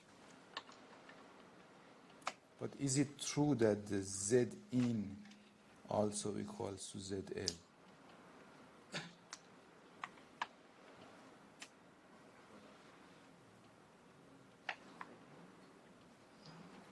True or not? No. Why?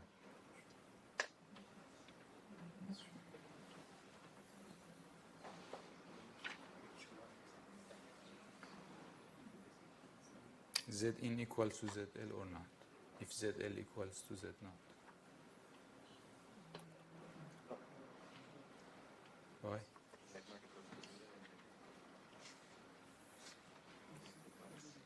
If I have ZL equals to Z naught, is Z in equals to Z naught or not? Is it? Can we conclude from this one? Yeah, this can be said. So like Z n not equals to Z n. We can conclude or not?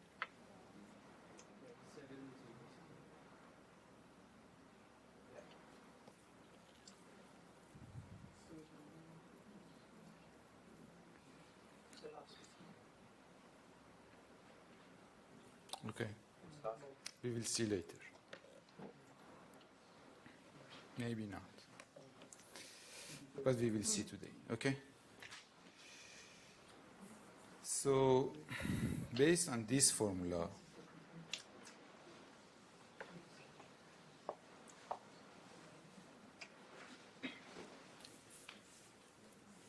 which is the delivered power to the load, okay? Based on this formula, we said that if we had a transmission line, and I think this is wrong, this is Z in. I will update this. This is Z in. So we can replace all that circuit. I just showed you that we can replace all this circuit with Z in. True? So if I simplified that and draw it again here, we can write down the power which is delivered to, if the transmission line is lossless, then we can say that the power which delivered to this Z in is exactly the same as the power which delivered to our load. So this is what I mentioned just a few seconds back.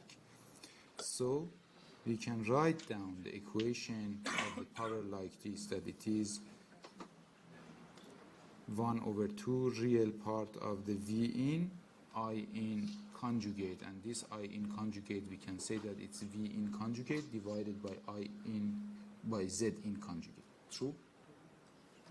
And then replace these two, you can see that we reaches to this formula.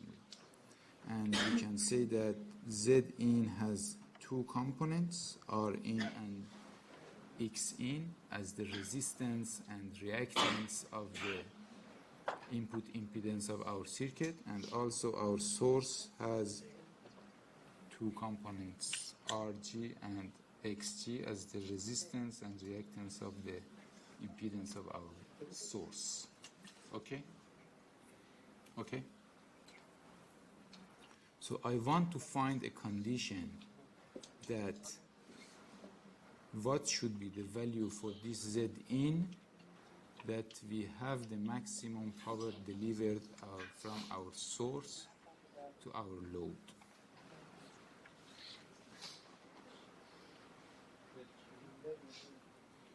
Okay? So if you write down this P in and then we did a derivative for P in respect to X in, and the same thing for R in, then we can say that the maximum of the P in based on the which value of X in happens, or the maximum of P in based on which value of R in happens. So these are the two conditions that we have. These two parameters are totally independent. So they are not dependent on each other. One of them is resistance, one of them is reactance.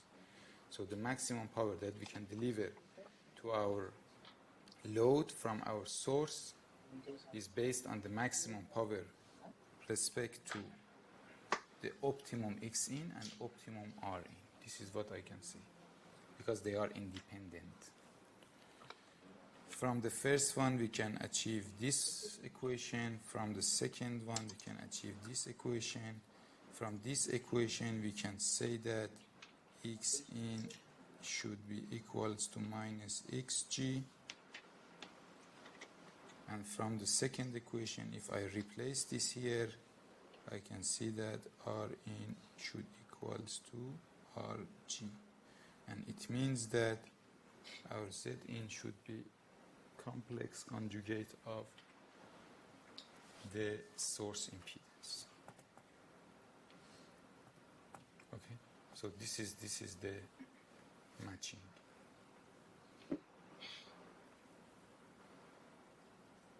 At the source. The same thing we can do for the load. I mean, instead of this circuit, I can say that, okay, assume that I have a circuit and it has a source, I don't know, a value V something L, and then it has an impedance of Z out, and it connect to my ZL,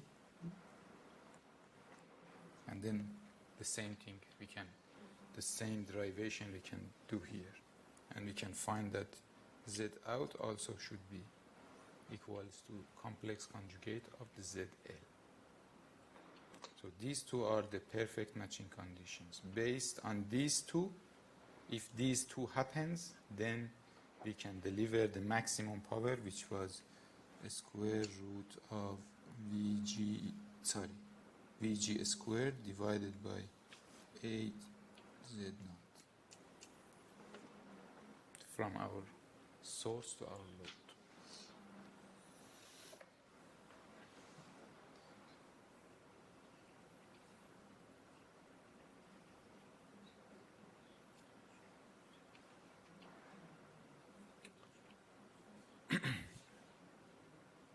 Okay, so I think this is the end of the lecture for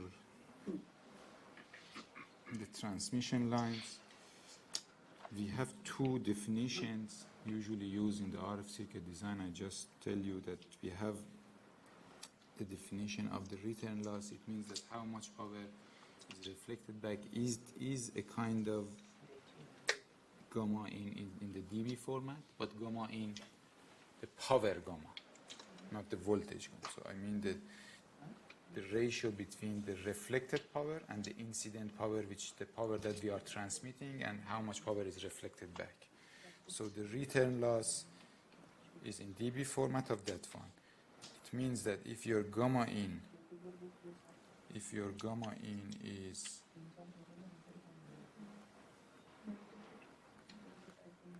equals to 0, which is the perfect matching, then the return loss is infinity. If your gamma in,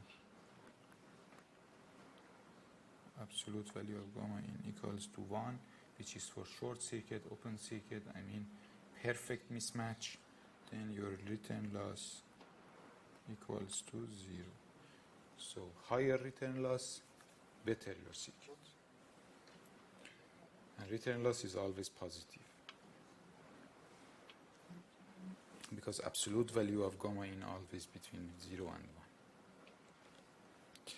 1. And another definition that we have is the insertion loss. So insertion loss is actually how much power we cannot deliver to the load, and it comes from here. I mean the power that we send minus power that reflected back divided the power that we send. So how much power we cannot send. So this is the loss, the insertion loss of our system, and it comes from this formula.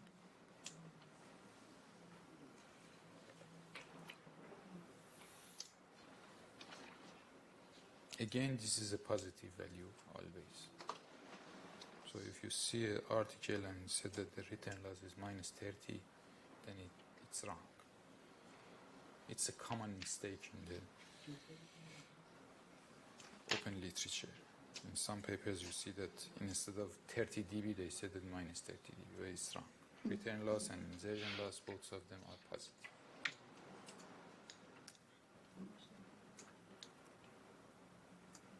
When you put PE as PI minus PR, there's an approximately symbol. Why will the approximation be equal? Good question. Because if we have a two-port network and I say that this is my PI, okay, and then some part of this is going inside and some part is coming back, which is PR, okay? So this PR is the reflected power, but I don't know that if this circuit also has a loss, okay, then the power which reaches to the other port is less than that one, okay? So what I can tell you is that PT, which comes from here, okay, plus PR plus loss of our system is always 1. This is what I can see. The power that we are transmitting plus the power which reflected back plus loss is PI actually. The power that we send. This is, if we normalize to the PI, then it's fine. If our system is lossless, then these two add, then this is 0, and then you can say that is exactly equal to that one.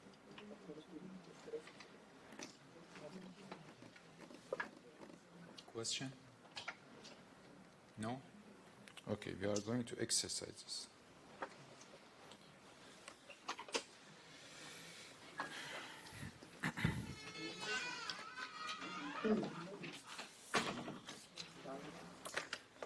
Please think about this exercise 30 seconds and then I'm going to solve that.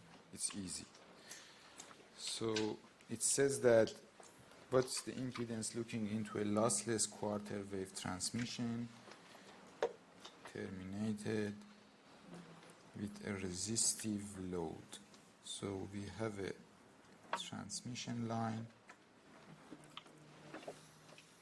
and then this transmission line impedance, characteristic impedance is Z0. The length of the transmission line is quarter wave, I mean it's lambda by 4. I connect this to a load which is resistive and I call it RL, and then it says that what is the input impedance Zin.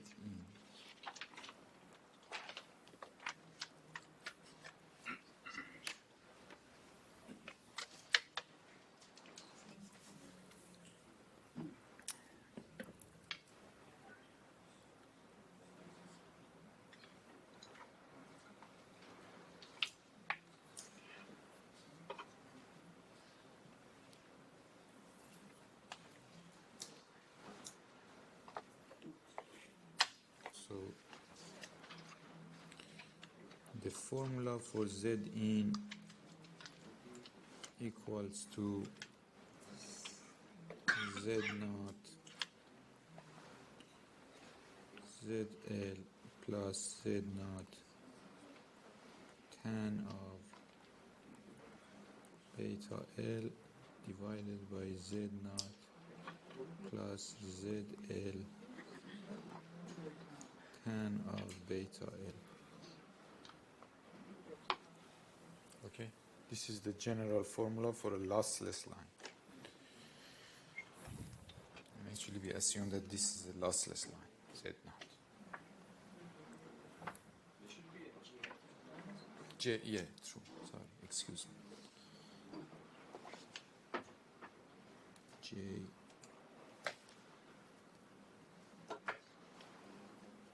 G. Thank you. Okay, and then for a lambda by 4, beta L equals to 2 pi over lambda multiply by lambda by 4, which is pi over 2, then tan of beta L equals to infinity. And then we can say that our Zin equals to Z0 squared divided by ZL, and in this case is Z0 squared divided by RL.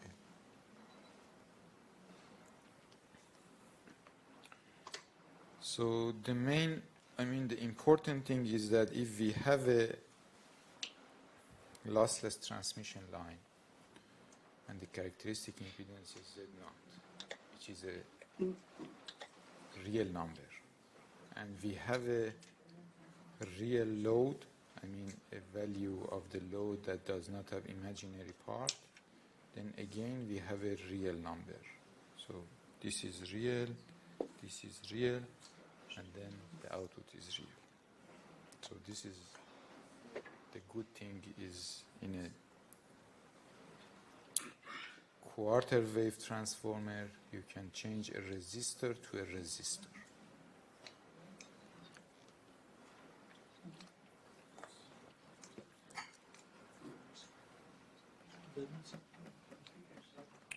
Okay, I have a 20 ohm resistor. I connect it to a quarter wave transformer, a simple transmission line, and then here I measure the impedance, and it is, I don't know, 50 ohm. It's 50 ohm.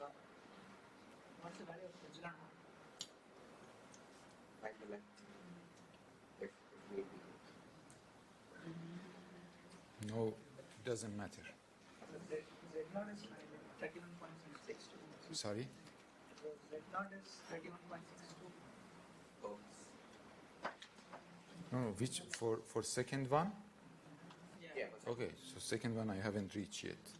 So epsilon r is 1. Assume that epsilon r is 1. If it doesn't mention, it means that it's 1. So for the second one, it says that propose a method for matching of a 50 ohm load. So I have a load of 50 ohm. ZL equals to 50 ohm. And then I connect it to a transmission line.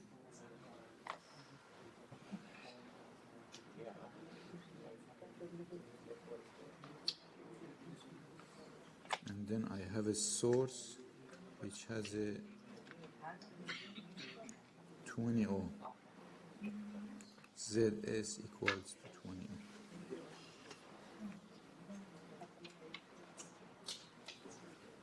We can select a transmission line with the length of lambda by 4. And then what should be the value for the Z naught of this transmission line? Equals to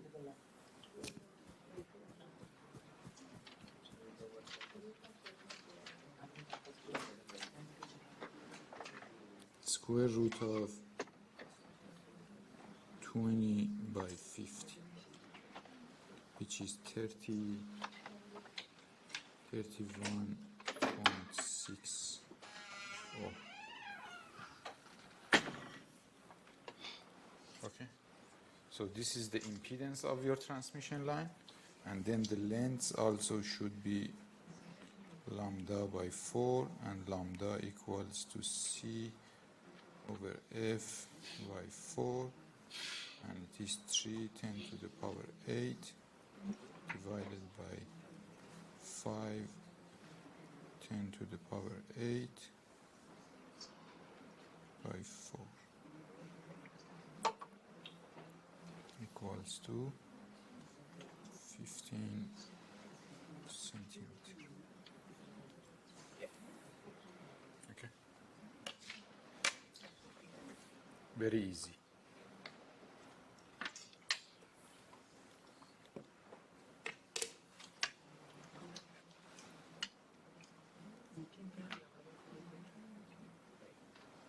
So the impedance of the source is going to be the input impedance into the transmission. Louder, sorry. Sorry, the impedance of the source is going to be the input impedance of the transmission line. The impedance of the source is the 20 ohm. It is given. And you treat that as like an input impedance to the transmission line. Maybe I didn't get your question. And that's the input impedance to the transmission line. Yes, true. So we have one transmission line. In one side we have a source, another side we have a load. And we connect these two through a lambda by 4 transmission line. Okay.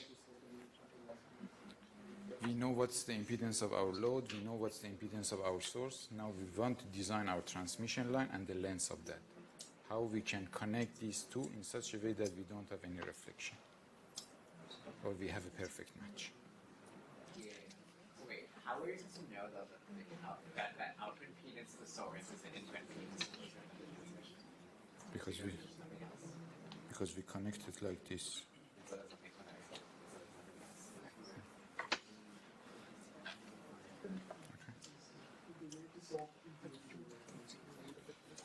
Okay. In the second question, actually,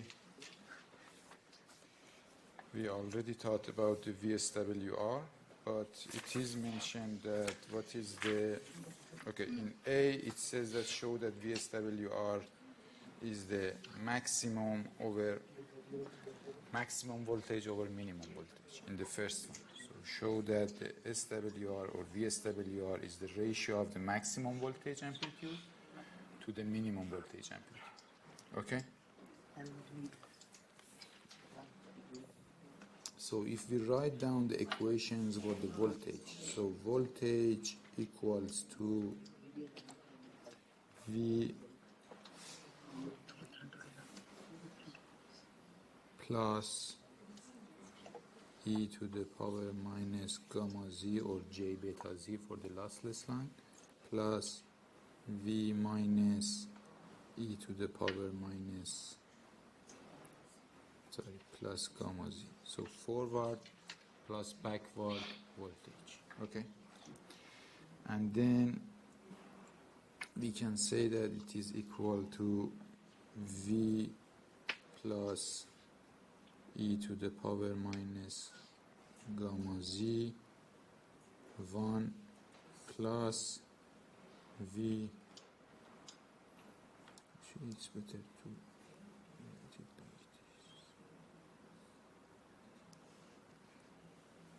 So V plus V minus V plus. So this is V minus divided by V plus e to the power minus 2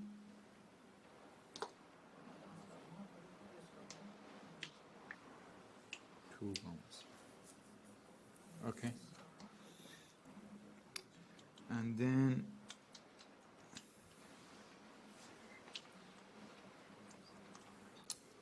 we can say that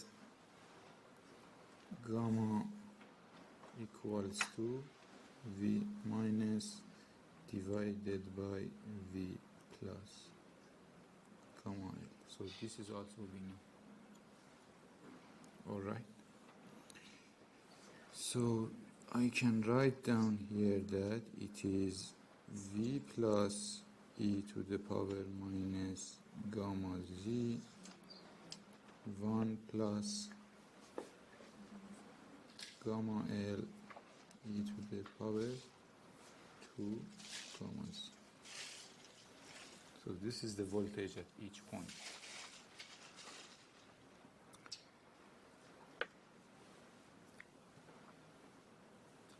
Okay, what's the maximum value of this voltage?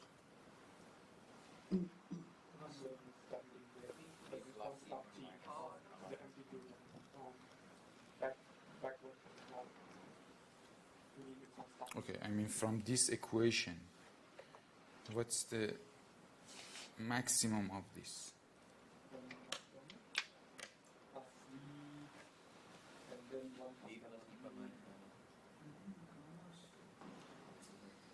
Max of Vz equals to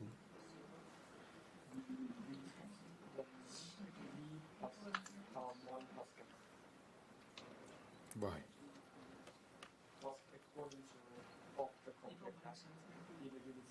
But gamma could be alpha plus j beta.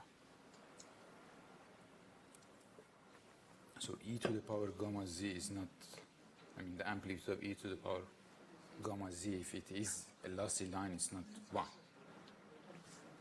True?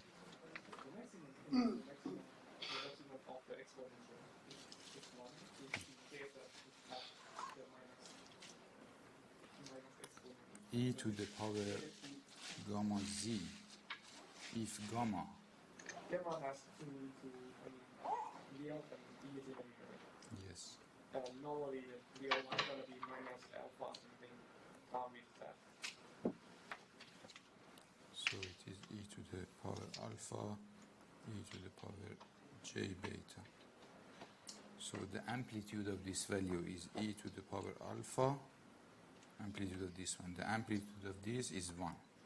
I mean amplitude, if I want to see the amplitude of this, is amplitude of this, and it's e to the power alpha. Okay, so it's not 1. Okay, I mean that if in the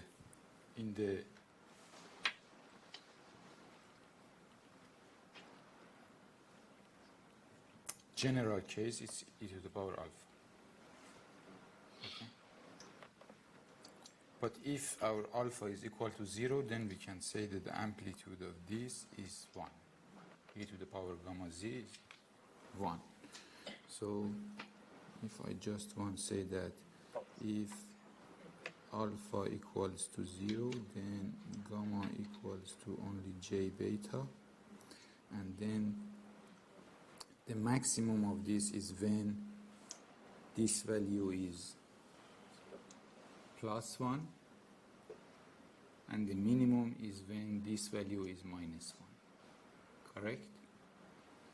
So the maximum of Vz is V plus e to the power minus, and actually this one is also 1, e to the power 1 plus gamma L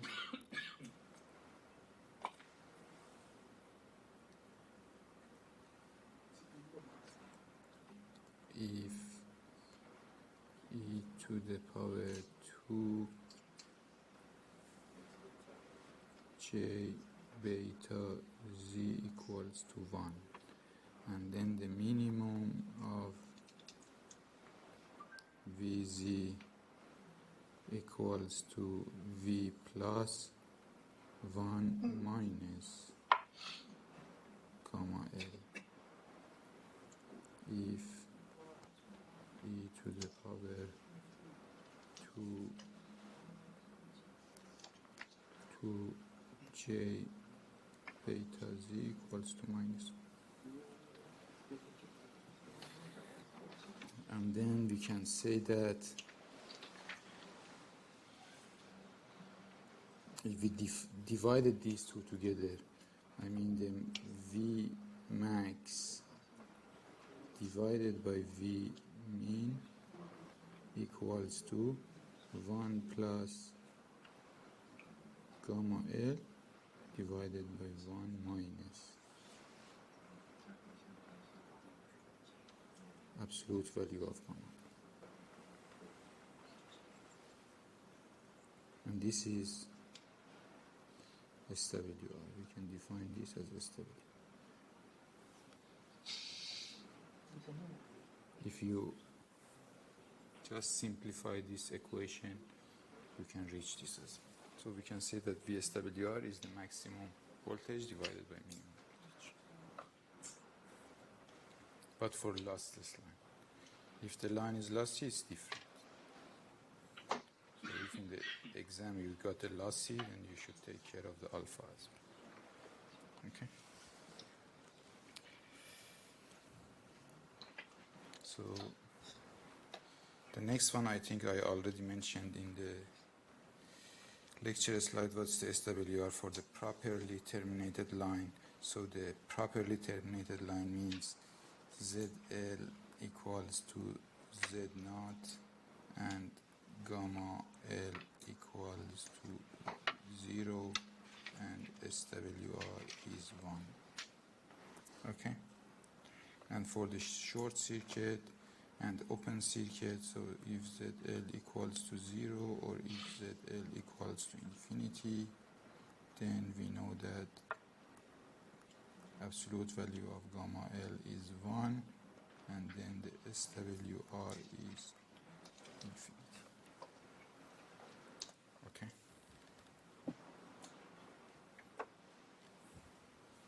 Could you please solve C? What's the reflection coefficient? And it's very simple. So gamma L, so we have a load of 45 ohm connected to a 50 ohm line divided by 95, which is a number, and then SWR equals to this. So you can calculate by yourself.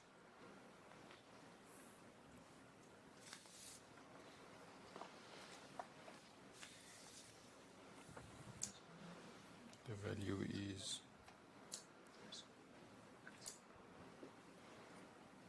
1.11, which is a good number.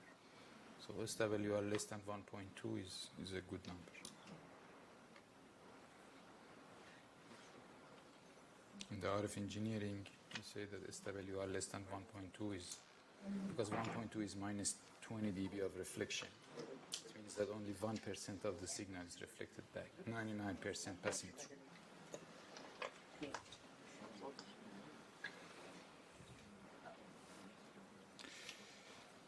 Question?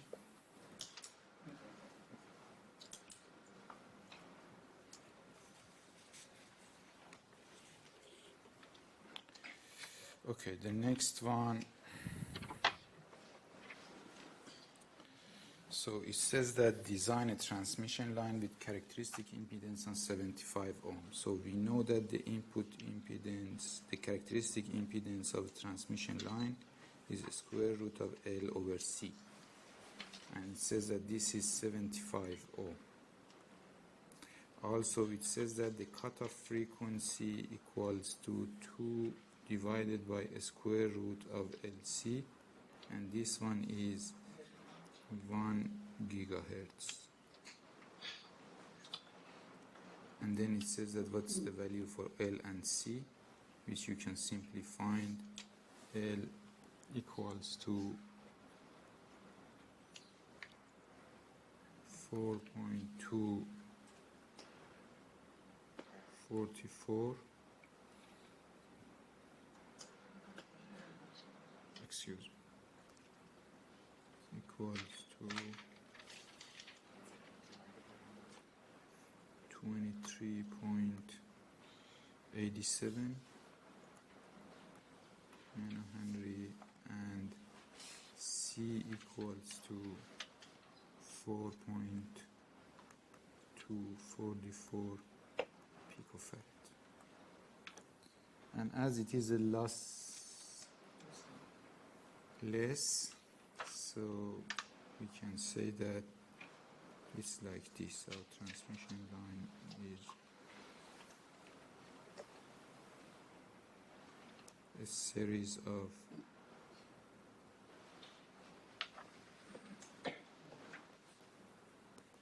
this, and these are L and C.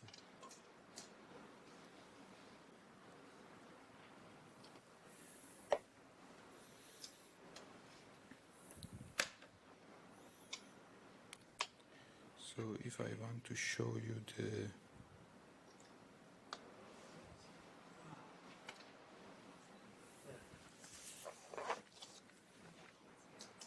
result of the LTSpice simulation, I don't know how does it work.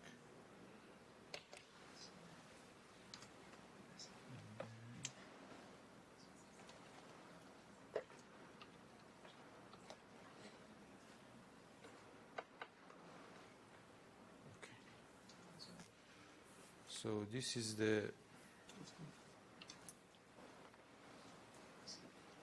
assume that this is a 4-stage transmission line, just for L and C. And then I connect it to a 75 ohm impedance here, okay? So if we simulate this in LTSpice, you can see that it suddenly drops at this point, which is at its cutoff frequency. So it's a ladder 8-degree LC filter. It's like that. It has 8 reactive elements. It's 8-degree LC filter, and then you see that it drops suddenly at 1 gigahertz. And also the phase is changing. So it means that the phase velocity of the signal is not valid in this region anymore. So this transmission line mainly, for example, good up to this point, up to, for example, this point. So after that, when the phase of the signal in the transmission line changes, it means that our transmission line is distortive, and we don't like that.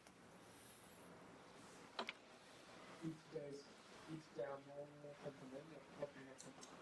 It's sharper. The drops is sharper because the order of the filter is higher. Okay. Any question? If not, we can go to the quiz, a very fast quiz.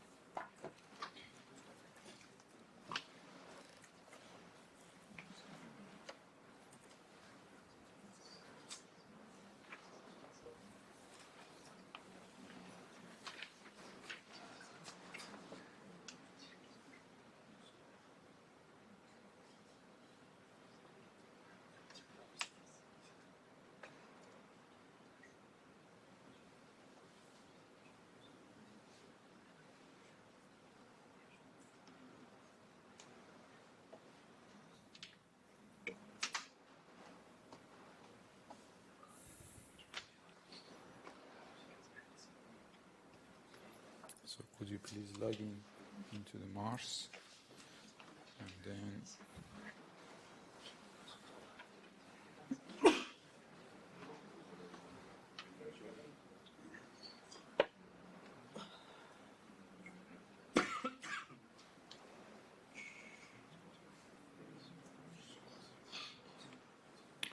so this is the question. So I said that we will reach to this later. The question is that if we have an impedance of ZL, okay, and then we have an input impedance of, we have a characteristic impedance of Z naught with a transmission line, and this transmission line has a length of L. This Z in could be the same value as ZL, regardless of what is the length of the L. Is it possible or not? I mean, regardless of what's the length of your transmission line, you see the same impedance.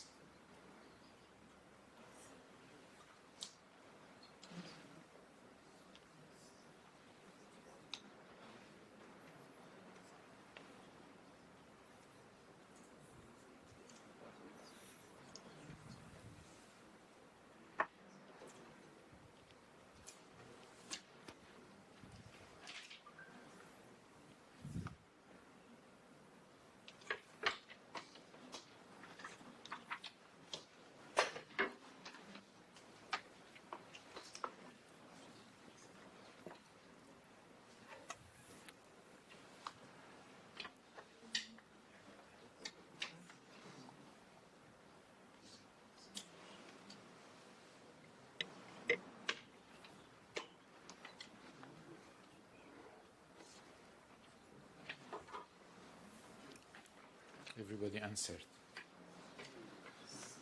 Yes? No?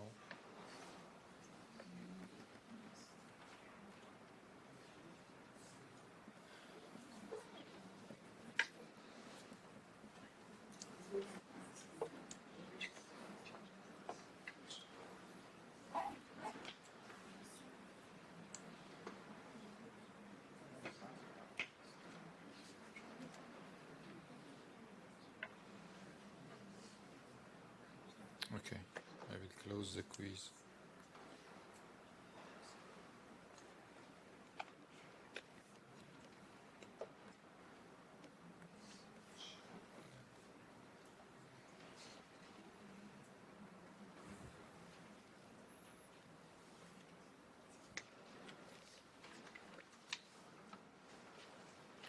Okay, so if we write down the Z in equation, as I already did, I will do it again. It's Z naught ZL plus J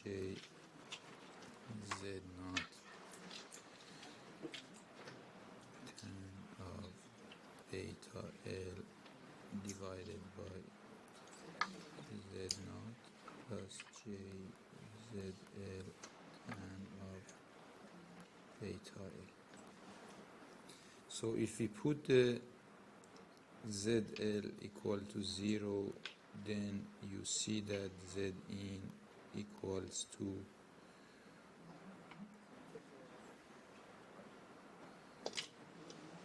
I think Z naught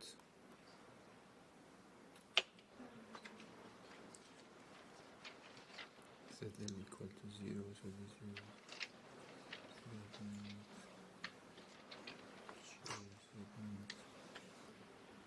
Tan of beta L. So based on the value of the L, Z in could change. If we put the ZL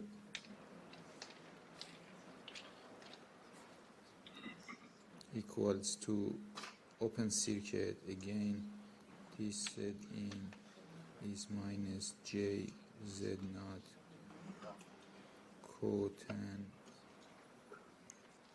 of beta L. Again, for different values of L, we can achieve different values for the input impedance.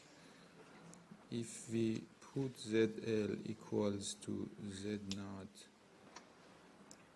then Z in is Z naught. So independent of what is the value for L, we can achieve the same impedance.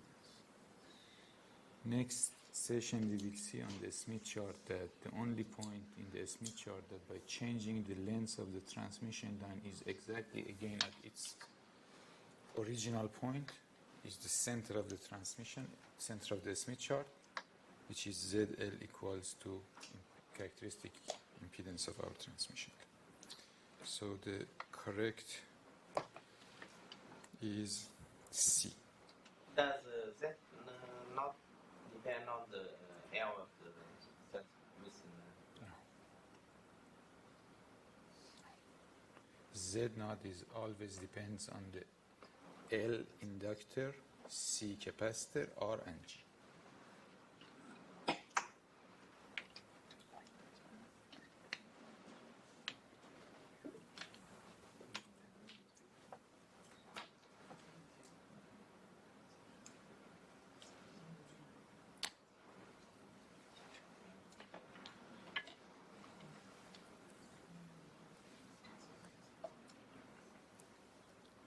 Z naught equals to square root of R plus J omega L divided by G plus J omega C. Okay. It could depends on the frequency. Okay.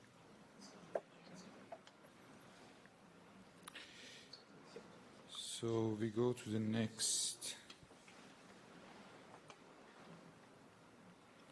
question.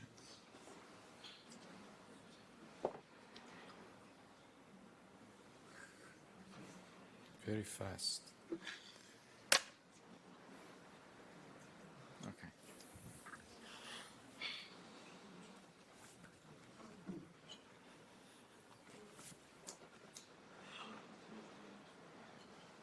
So we have a new definition that we say that a transmission line is distortionless if the phase velocity is not dependent on the frequency. I mean, what I showed you just on the paper here, that the phase is changing based on the frequency. So this transmission line in the upper part of the spectrum is not distortionless. It's dispersive or distortive.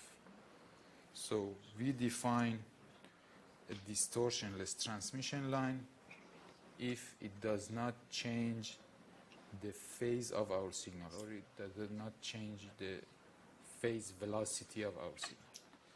So is it possible that we have a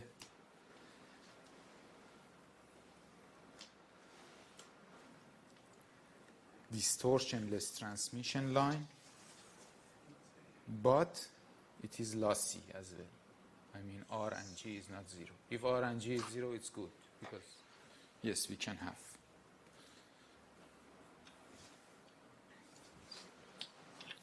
But if it is lossy, is it possible to have this or not?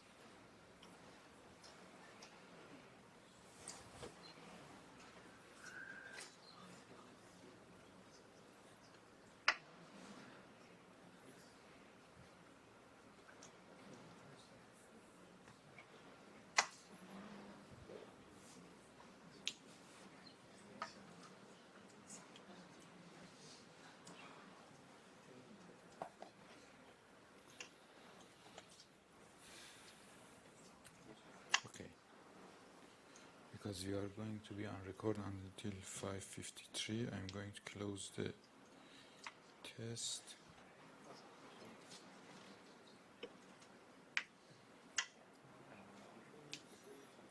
And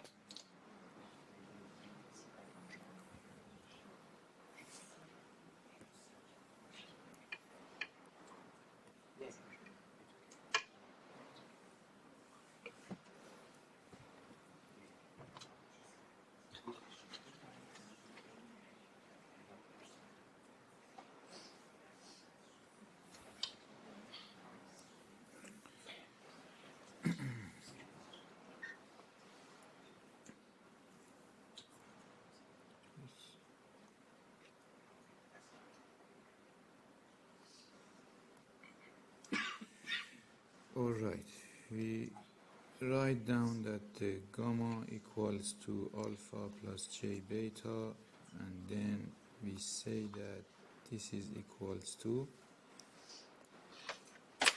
R1 plus j omega L divided by R